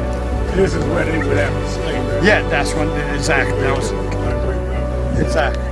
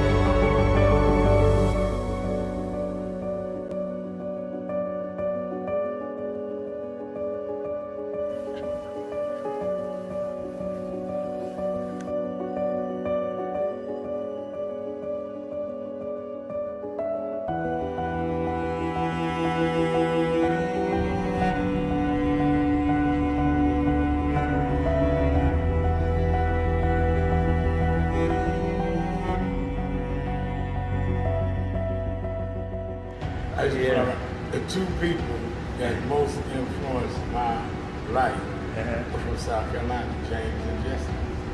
Jesse right up the road from me. I went over his mother's funeral. Jesse walked into my mother's casket. From South Carolina. That's the balance of my life, James. Yeah. Civil rights, shoulders. But also where your people come too. Literally. Yeah, right. And when I knew Jesse was from James, I started Brevard. Yeah. And James had died before I knew about him in South Carolina. Oh, really? Yeah. James died December 25th. He died Christmas Day, 06. And they came to do the story for February of 07. They came in January. His daughter swear that was his daddy and him and pushing the information out. Wow. And I called Jesse and told him, do you know that my great-grandfather was a slave about 45, because Greenville right up to I-20. He said, I told you we was connected. That's why you got to listen to me. But, and I think that is extremely important about the funding. But I also want to add how they're changing what can be taught. You have states outright saying you can't teach black history and you can't teach certain other histories and the curriculum. You have this administration that is literally taking out exhibits from the Smithsonian. So we have not only an education problem in terms of resources, we have an education problem in terms of curriculum and what people are being taught. So I have one grandchild, 6-year-old. When he gets to high school, it may be just against the law for him to learn about certain parts of American history, which includes blacks. We want to talk about slavery. We want to talk about the good side of America. Well, what does that mean? That's not history. Everything was not good. And I think that that is the threat that we've got to fight, which is why we've got to fight in the courts and the streets, because they are literally changing the textbooks as we go. As they do that, they change the opportunities, because then the fight against affirmative action is not having access to these institutions and telling these institutions, this whole fight around DEI, which they did, started in Harvard with a black woman president. Started with them saying you can't teach diversity in an Ivy League school like Harvard. It didn't start in Little Rock at the high school. This fight, this time, was Harvard. And they went from there on. And I think that we've got to have the same resistance. If they could fight in the 50s, at ACP, people defense fund together and deal with the question from Little Rock in terms of desegregation, then we that are far more educated, far more economically secure personally, have no excuse in the age of what they did in Harvard. Reverend Al Sharpton, and we're back. 1-877-532-5797, 1-877-532-5797. Exhale Friday. We're joined, as we are every Friday at this hour, by the senior pastor of the historic King Solomon Baptist Church in Detroit, Michigan, head of national expansion and the Michigan State Chair of National Action Network, the Reverend Charles Williams II. How you doing, Reverend? I don't hear with Reverend. you on I hear another you now. Okay. Oh yeah, I'm with you on another Exhale Friday. You know, Rev, action is going on all over the country this morning. Myself, along with some of the National Action Network leaders here in Michigan, met with our Speaker of the House in Michigan, James Tate, and some of the other leaders of our government here in Michigan about what we're going to do or what they're going to propose for SNAP benefits. I saw you had a meeting earlier this week with your Speaker of the House as well as your state legislature governor leadership about what they're going to do about SNAP benefits. I saw Reverend Nelson Reverend Rivers, who also met with some state leaders. Yeah, Nelson Rivers, this for week. people around the country, heads religious affairs nationally for National Action Network. He's based in That's right. in South Carolina. I'm sorry, in North Charleston, South Carolina. That's right, Charleston, South Carolina. All over the country, we are working intently to try to make sure that we have a stopgap.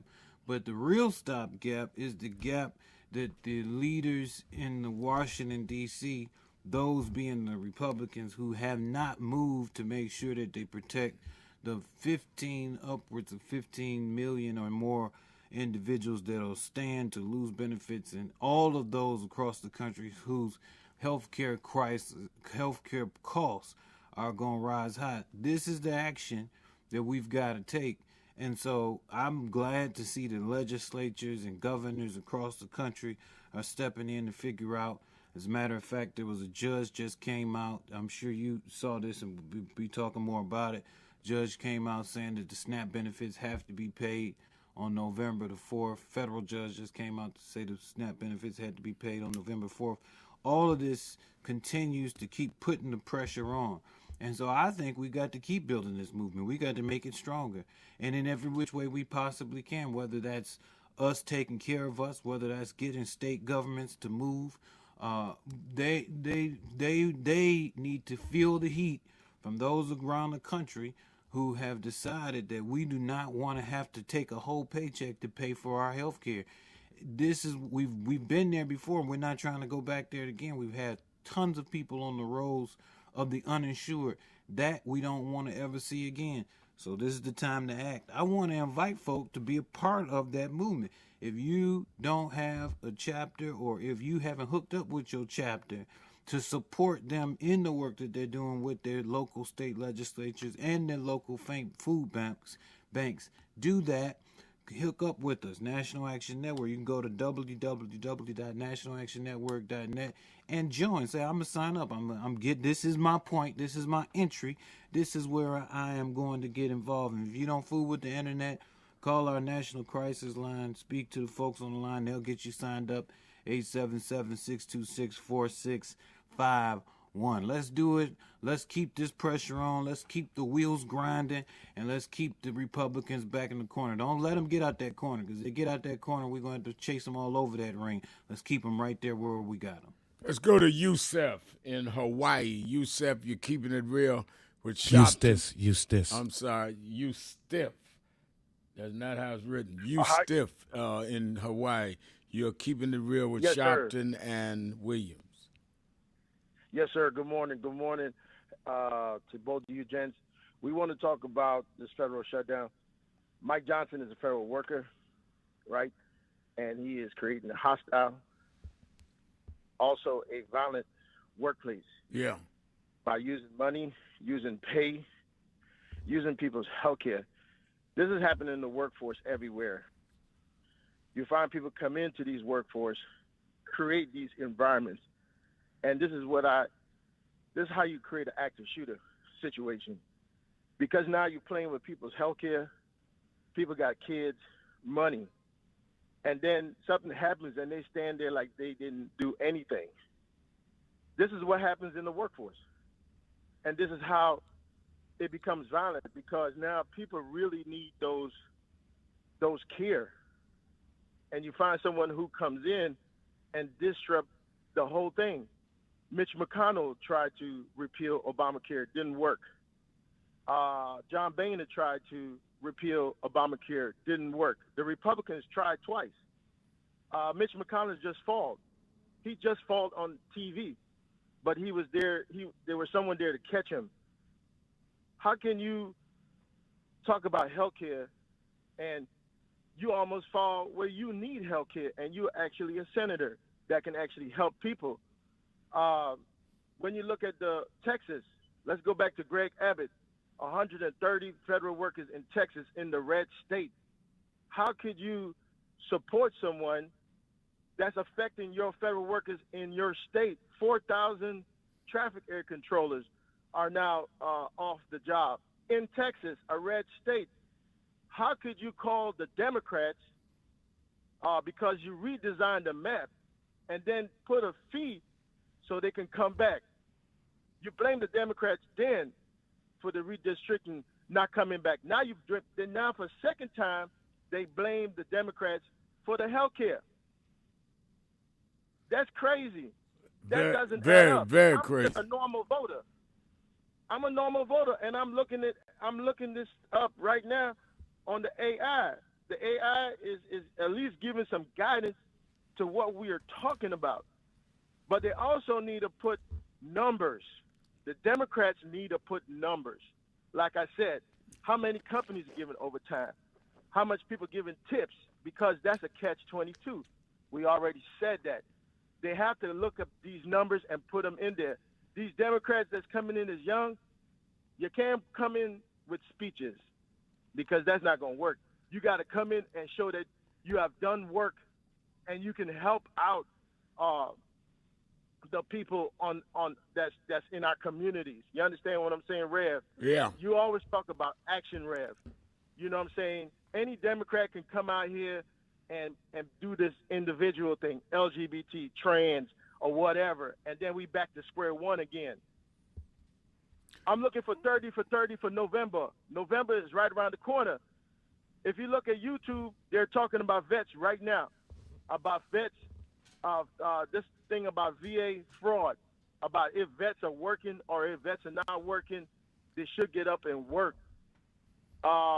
This is on YouTube right now, where they said they were going to stop the appeals, the vets' appeals. Listen, this for folks out there, this is real. These are highly educated people who are constantly talking about soldiers who go out there straight from boot camp. We don't document those things that happen straight from boot camp. We don't go to war and say, let me get that war receipt so I can turn it in later so I can get benefits. We go out there and risk our lives, and we almost could die out there. Wow. Now they talking. This is the Department of War. Yeah, they Department changed of War the has name. forgotten after war. What happened after war? Yeah, they changed know what the I'm saying? name. Yeah, I do know. It's Thank crazy. you for your It's call. I got to crazy. cut you off. We got a lot of callers. Yusuf, thank you for your call, but he's absolutely right about those that have put their lives on the line and now being kicked to the curb. Let me go to Germany, to Rick. Rick, you're keeping it real with Sharpton and Williams. Good day, Brother Sharpton. Good day. And good day to you, Brother Williams. I just wanted to respond to Mrs. Alverta Richardson from Chevy Chase. You know, Jewish people have come a long way since leaving Egypt. They have educated Western Europe, and I think wrong was done to them under Nazism, but they also did wrong in going back into Palestine and saying, we will now set up shop and be the new rulers, and our word is golden. And they excluded the Palestinians. I think it's more than just October 7th, 2 years ago. You have to go back to Israel establishment and try to be fair to both sides. That's all I had to say, brothers. All right, thank you for your call. Yeah, as one that has been to Israel a couple of times, and I met with Sharon Peres, who was head of Israel. He became prime minister. I met with him. He was foreign minister. I met with Yasser Arafat. I think there is a lot on both sides. But one thing, Reverend Williams, that's not on both sides, right is right, wrong is wrong, no matter how you dress it up. Let's take a break. Be right back. Keeping it real. Exhale Friday, 1-877-532-5797,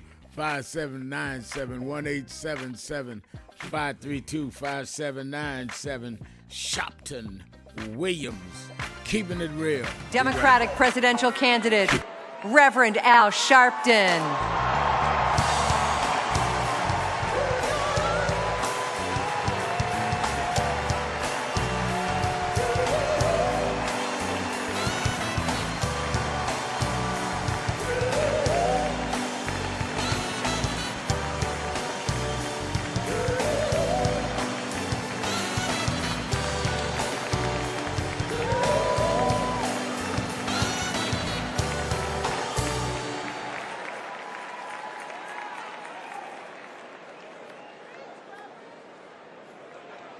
Thank you.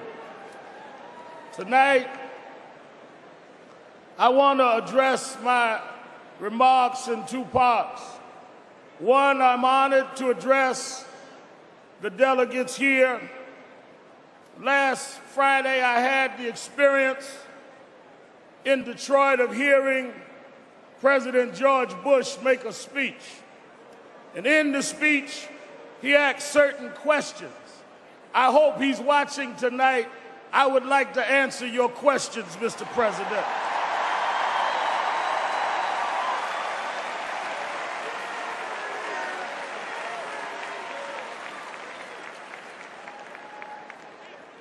To our chairman, our delegates, and all that are assembled, we're honored and glad to be here tonight.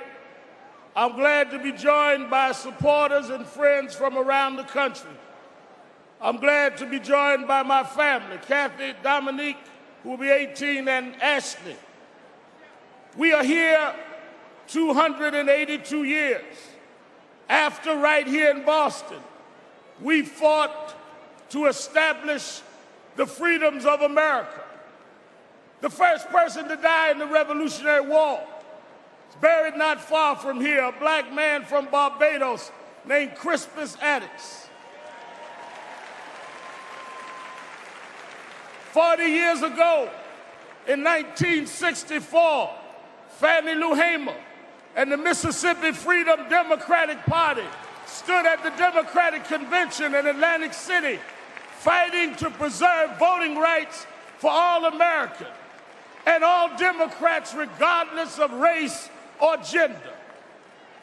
Hamer's stand inspired Dr. King's March in Selma, which brought about the Voting Rights Act of 1965. 20 years ago, Reverend Jesse Jackson stood at the Democratic National Convention in San Francisco, again appealing to preserve those freedoms. Tonight, we stand with those freedoms at risk and our security as citizens in question. I have come here tonight to say the only choice we have to preserve our freedom at this point in history is to elect John Kerry, the President of the United States.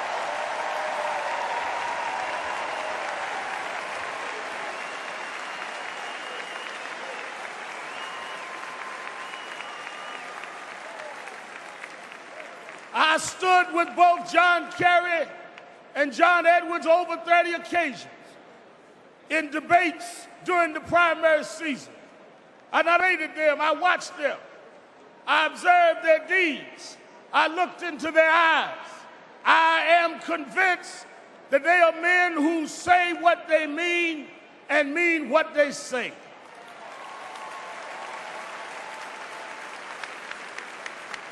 I am also convinced that at a time when a vicious spirit in the body politic of this country that attempts to undermine America's freedoms, our civil rights, our civil liberties, we must leave this city and go forth and organize this nation for victory for our party and John Kerry and John Edwards in November.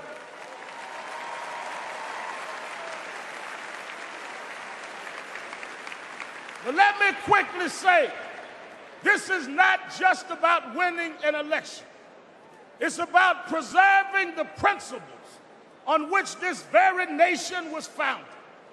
Look at the current view of our nation worldwide as a result of our unilateral foreign policy. We went from unprecedented international support and solidarity on September 12, 2001, to hostility and hatred as we stand here tonight. We can't survive in the world by ourselves.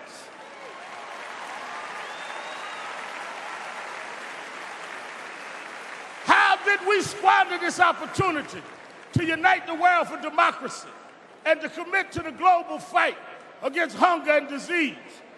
We did it with a go-it-alone foreign policy based on flawed intelligence. We were told that we were going to Iraq because there were weapons of mass destruction. We lost hundreds of soldiers.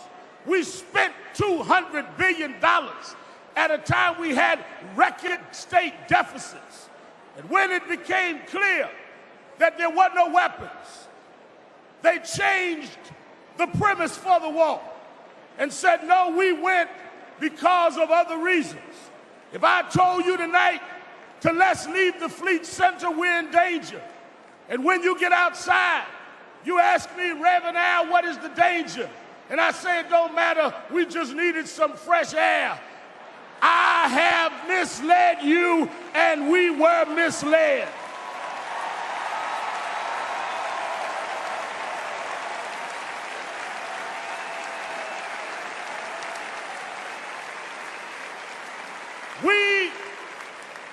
We are also faced with the prospect of, in the next 4 years, that 2 or more Supreme Court justices' seats will become available. This year, we celebrated the anniversary of Brown versus the Board of Education. This court has voted 5-4 on critical issues of women's rights and civil rights. It is frightening to think that the gains of civil and women's rights and those movements in the last century could be reversed if this administration is in the White House in these next 4 years. I suggest to you tonight that if George Bush had selected the court in '54, Clarence Thomas would have never got to law school.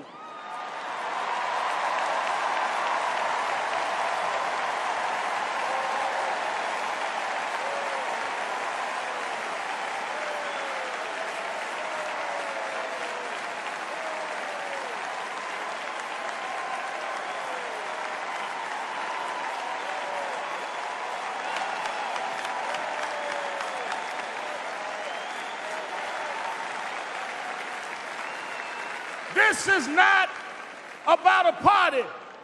This is about living up to the promise of America. The promise of America says we will guarantee quality education for all children and not spend more money on metal detectors than computers in our schools. The promise of America guarantees health care for all of its citizens and doesn't force seniors to travel to Canada to buy prescription drugs they can't afford here at home. The promise of America provides that those who work in our healthcare system can afford to be hospitalized in the very beds they clean up every day. The promise of America is that government does not seek to regulate your behavior in the bedroom, but to guarantee your right to provide food in the kitchen.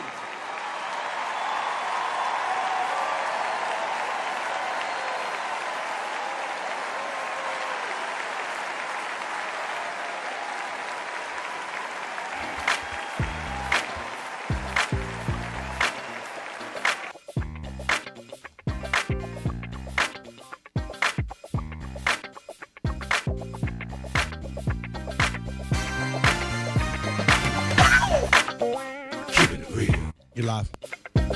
Keeping it real, keeping it real. I am your host, Reverend Al Sharpton. Our co-host every Friday, closing the week, Reverend Charles Williams II. Reverend Williams, as we look at this week, some of us have engaged in early voting. I voted this morning. Tuesday is election day in Detroit, where you are, in New York City, where I am, and in many of those cities that are listening to us. And I think that it is going to be critical. I mean, I think words cannot express the seriousness of what happens this weekend. If the Democrats cave, we will probably never be able to recover the Affordable Care Act at the prices intended and the premiums intended. If they don't, government will continue to be shut down and federal workers will not be paid and start suffering even more, some already going to food pantries. If the judge does not block the closing of SNAP, the judge in Massachusetts, then that will expire tomorrow, and you'll have 42 million Americans cannot be able to use SNAP for their own food assistance. I mean, it would almost be unthinkable in a civilized society that we'd be flirting with people's food and health care at the same time. And what is almost as unthinkable is, given all that's at risk, that we've got to actually beg people to go out and vote to protect their interests.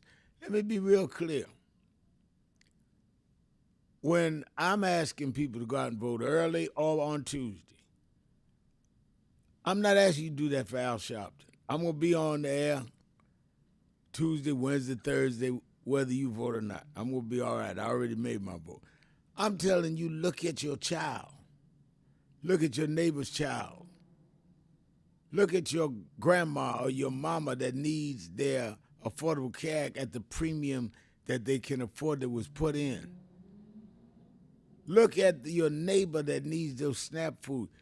I mean, we get so caught up in personality, Reverend Williams, that we act like, well, I don't know if I'm going to do a Sharpton say or not. You're not affecting me directly as much as you're affecting yourself. And that's why Trump and them use this whole attack people like me on his Truth Social, because if he can make it about the personalities, then you won't think about how it directly affects you. And that is the thing that we've got to get people out of, Reverend Williams. Rev, you're absolutely right. I mean, we got to, people have to understand that, you know, first of all, every vote counts. I mean, I think too many times people, they don't vote thinking it doesn't really matter. It's not going to make that big of a difference. Well, for those who thought that, then in 2024, when Donald Trump was elected, thank you very much, you voted for Donald Trump. Then there are those who say, well, I got to do something different. I don't want to do what everybody else is doing. Well, we're doing something different now. We're doing something so different that we just blasted past the boundaries of the Constitution of the United States of America and made ourselves internationally embarrassed. I mean, come on, there's really no way out of the fact that if you do not participate, utilizing your franchise and making sure that you are making an educated vote and not just some I'm anti everything and anti everybody else. There's some folks, I'm glad you brought that up, Rev, about voting for Reverend Sharpton. Some folks out here just think, oh, well, you know, all them Democrats and all them black leaders and everybody they like, oh, I just need to be, they ain't always right. They ain't, and they just make an anti-vote. I mean, it's just absolutely ridiculous. And then you position our people in such a place where we end up in more trouble than what we have to be. There was a difference between those who have been Republicans of past, African Americans who have been Republicans of past, who organized in their own way on the other side of the aisle, versus folks now who just literally are there to rubber stamp. There are those who are literally there now simply just to affirm and confirm an agenda, and it ain't a black agenda. And I think you didn't get that from folks like Ed. Shucks, his name is skipping me from the old civil rights days, who were on the Republican side of the aisle. You get that from black leaders. Ed Brooke, that's correct. Who were on the Republican side of the aisle from those days. You got folks who were really concerned about black people, who were working intently on the other side of the aisle to make sure that black people got access, opportunity, healthcare, all of the things that we're fighting for today. And so it starts locally, though, Rev, as you mentioned. It's a local election in New York. It's a local election year in Michigan and Detroit. And these are the small steps that we take towards making sure that we protect the vote. You know, in New York, you guys are voting for a mayor, and I imagine that might mean that you also have a clerk, or you also have someone who's going to be counting the votes, who's possibly on that ballot, or who possibly will be appointed by a mayor.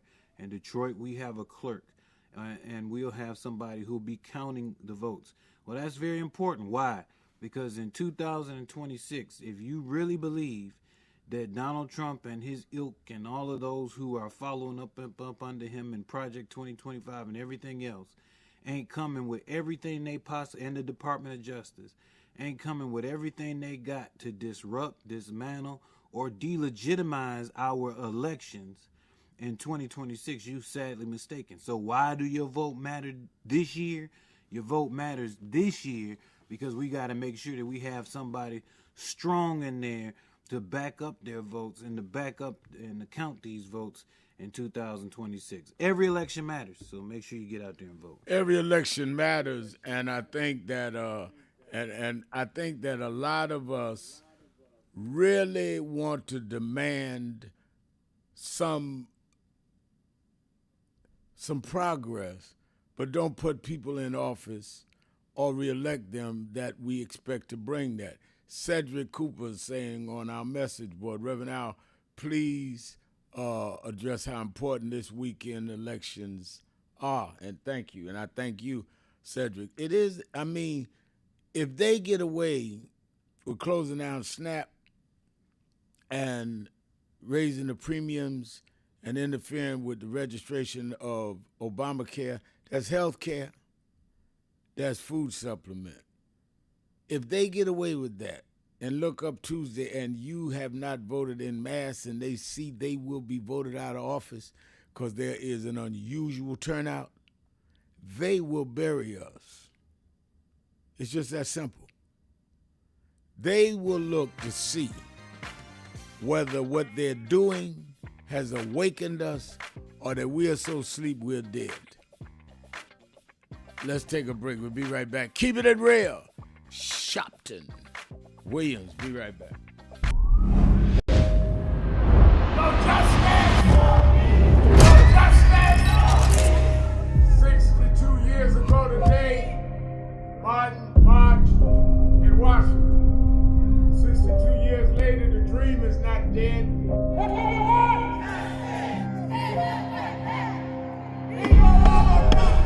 I'm here because I must be here.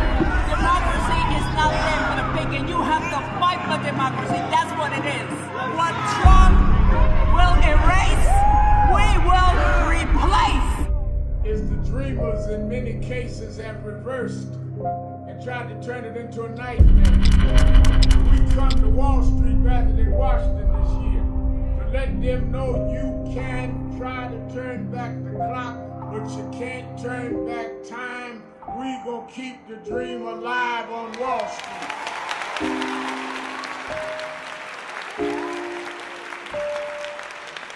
It's been a long time coming, but I'm 1968, Dr. Martin Luther King was killed in Memphis, Tennessee. And it has been the commitment of National Action Network to always, in the month he was killed, to let them know they killed the dreamer. I have a dream today. They can't kill the dreamer.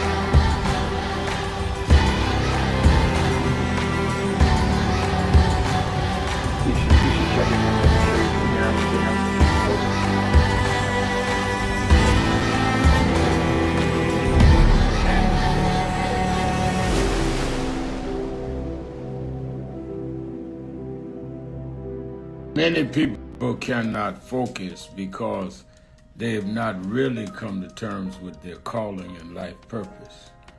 In order to focus, you must also be clear on what you're focusing on. So if you're not clear on your purpose, if you're not clear on your life's calling, then focus on seeking that.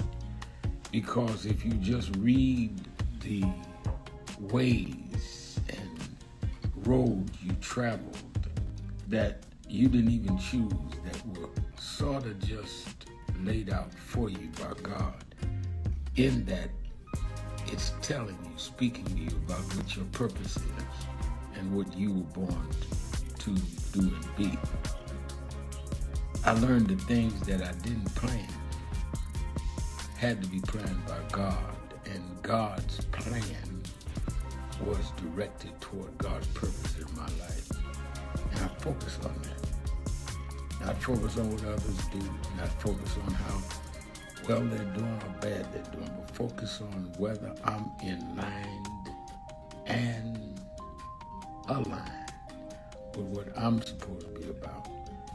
And in order to move straight ahead, you have to be focused on the path you're running on.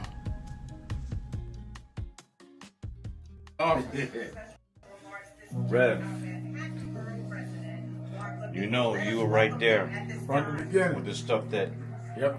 was going on in Brooklyn at that time, at Howard Beach. You were right there. He had in one of the early movies, he had my name. Then he put me in Malcolm, and I wasn't even old enough to know Malcolm. So we've been through it all. For those who see Malcolm X, it's 3 hours. But fast forward to the scene with yourself, Bobby Seale. Right. Bobby Seale, Denzel, and me. Yeah. Denzel was on the set. Now, let me ask a question. Yep. What was your weight on that? Probably about 270. I was bigger then. Yeah. Still had the hair, man. Yeah, you had the head on. Yeah, it was Denzel, yourself, and Bobby Seale. Yeah, all in one scene. And also, there was no cut. We went like this. That's right. That's right. That's right. Yeah. Only Spike could have done that. It's my brother right here. My baby. Brooklyn's in the house. Yes, sir. Brooklyn's in the house. BK.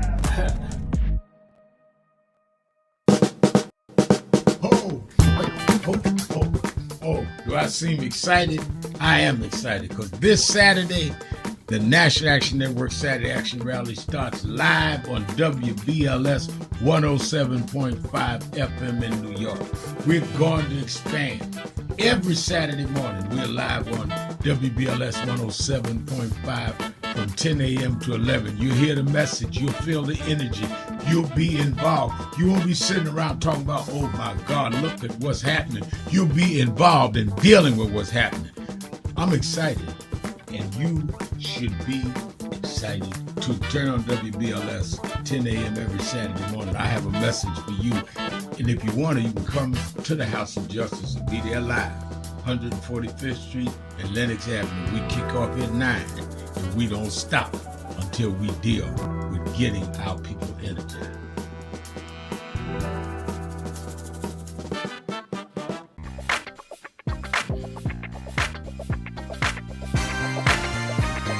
You live.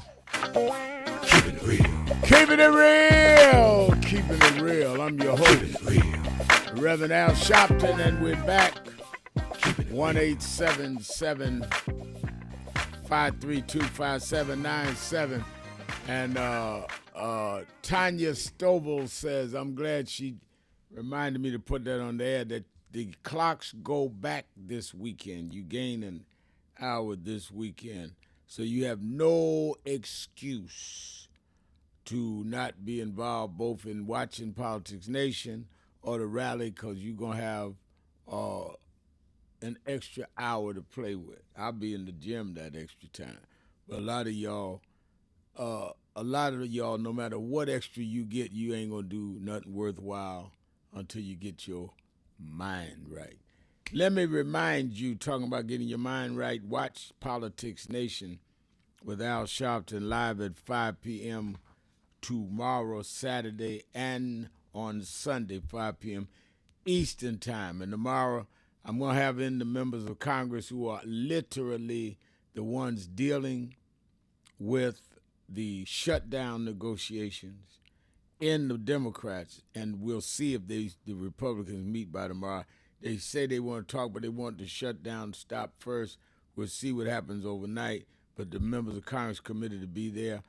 One of them, Congressman Roy Connor, will be on with me to explain what is going on with the redistricting vote in California on Tuesday. That vote will signal nationwide whether the Democrats can deal with the redistricting in their states and make sure that they do not lose the possibility of having a Congress that represents the population.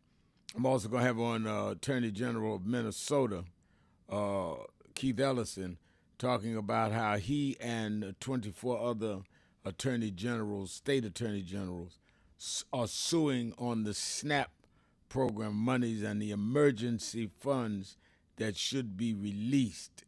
And Ellison is going to explain that, and I'll have others on. Then on Sunday, I'm going to have on the whip of the House, the minority whip, Catherine Clark, and I'm going to have on one of our governors talking about the impact of both the shutdown at that point and where we are with SNAP. And, of course, I'm going to look at what is going on. It's almost like people don't act like we just had a major disaster in Jamaica, Cuba, and Haiti. And I didn't hear a whole lot of empathy, sympathy, or investment from the Trump administration. So we're going to deal with a lot this weekend. Make sure you watch both nights. And, of course, as I said, on one night I'm going to have on Antoine Seawright, who's on Keeping It Real on Mondays. And I'm going to have our policy wonk, Attorney Jennifer Jones Austin, on another night. I'm trying to get a lot of our people as much exposure as they can, since I'm one of the few black hosts left with my own show. You that are in the New York area, meet me or beat me, New York, Connecticut, or New Jersey. Meet me or beat me to the Saturday Action Rally in the morning, 9 a.m. to 11 a.m. Get there early. We're having, I've invited the candidates. Ma'am Danny has confirmed he'll be there. And this is last Saturday before the election. We're going to deal with all of the implications of the election. We're going to deal with the whole question of the SNAP programs, and we're going to deal with the whole shutdown, how we help our federal workers. We've got 3 or 4 major things to deal with in the morning. I need you there. Be there early, 9 to 11, because we're dealing with all these issues and have these guests come early. Don't come late and waltz down the aisle looking for a seat, because there won't be any. So be there early. You that are not in the New York area can watch it live on Impact Television, on Impact Television, or on our live stream at nationalactionnetwork.net. Reverend Williams, what's going on in Detroit National Action Network tomorrow? This is the last weekend of the election, so I want to be very clear. Any and everybody will probably be popping through, so come on by so you get the opportunity to hear their last-ditch effort to make the case. If you haven't, then afterwards we want folk to get over to the clerk's office and launch your early vote.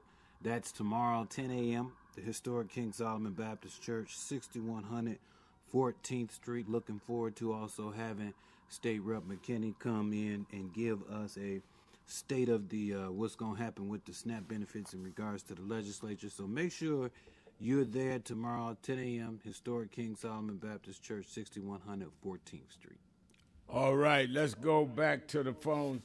Let's go to Marcia McCoy, the irreplaceable president of the Greater Cleveland chapter of National Action Network.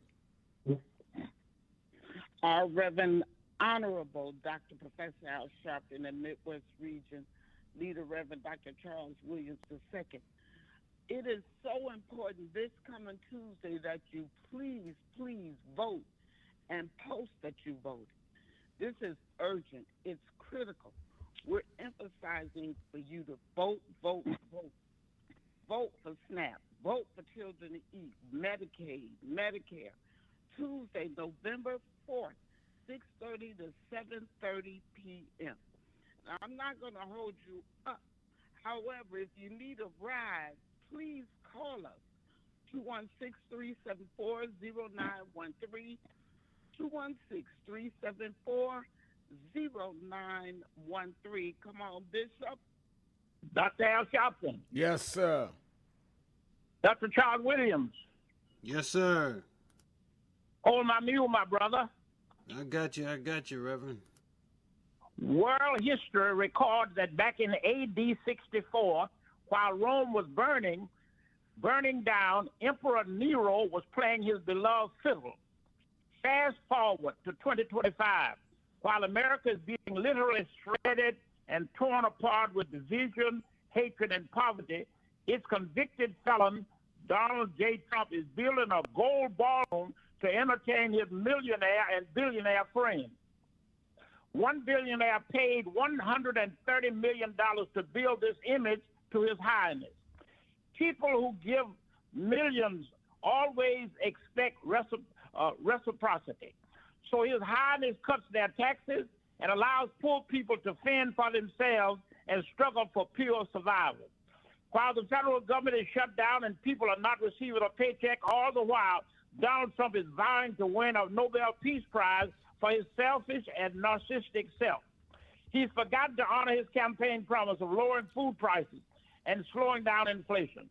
While Americans of all persuasions are struggling to eat and sleep, this wannabe dictator, this wannabe king, wants the federal government to pay him $270 million for the government's prosecution that ended up in his own conviction.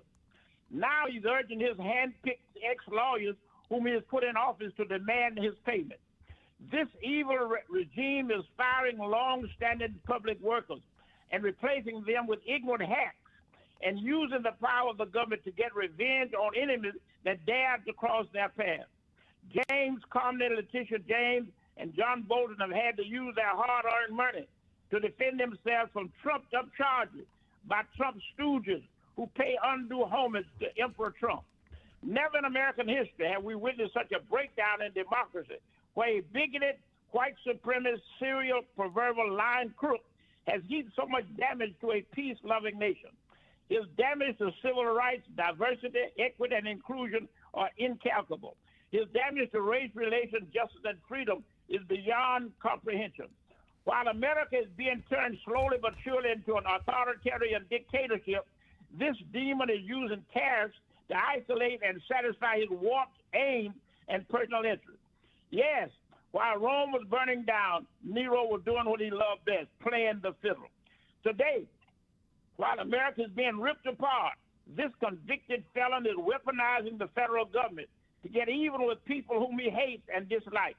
Make no mistake about it, this terrible shutdown of the government is because the Republican Party and its convicted felon President Donald Trump want to deny health care to 70 million people, prevent the release of the Jeffrey Epstein sex trafficking files that reveal his 10-year relationship between the rape of young girls as young as 14 years of age. In the meantime, they are cutting SNAP benefits which provide food and nutrition and WIC programs for pregnant women, infants, and children up to age of 5. May the good Lord rid the soul of America from this cancer that threatens the survival of the world. Get the hook up in your community. Join the National Action Network and fight for democracy. Thank you, Doctor. Ditto, ditto, ditto. All right, thank you both. Let me try to get in Pearlie May from New Jersey before we have to go. Pearlie May. Okay, yes. The previous caller talked about many of the crises that exist. Okay, yes, Christ is. It's about the blood of Jesus. Also, corruption in the blood in the Constitution is the legal issue that needs to be addressed. We have, I'm trying to keep my mind in order. The message today would be truth to the millions. The people have to know that they are laboring under lies. And it's very difficult to reason when you are dealing with lies. You have to first be in truth. So that's the main point I wanted to say. You know that if we can talk without wit, whiz, or will, you know, those are the things that are guiding the conversation instead of reason. So we need to be in reasoning with the truth, and then we can find some answers and deal with the situation better. But the answer is the blood of Christ as opposed to blood of corruption. Both parties are the same blood, same father. All brothers and sisters of the same family. All That's right. the corruption. All right, thank you for your call. We got to get ready to go. Let me thank Reverend Charles Williams. Let me thank all of you that called in, listened in, you that called in and couldn't get through, but hung in there anyhow. Remember, whatever you do, wherever you go, however you feel, tell somebody, tell anybody, tell everybody. Reverend Al told you personally, keep it real. Keep it real. Keep it real. We'll talk to you tomorrow on Monday.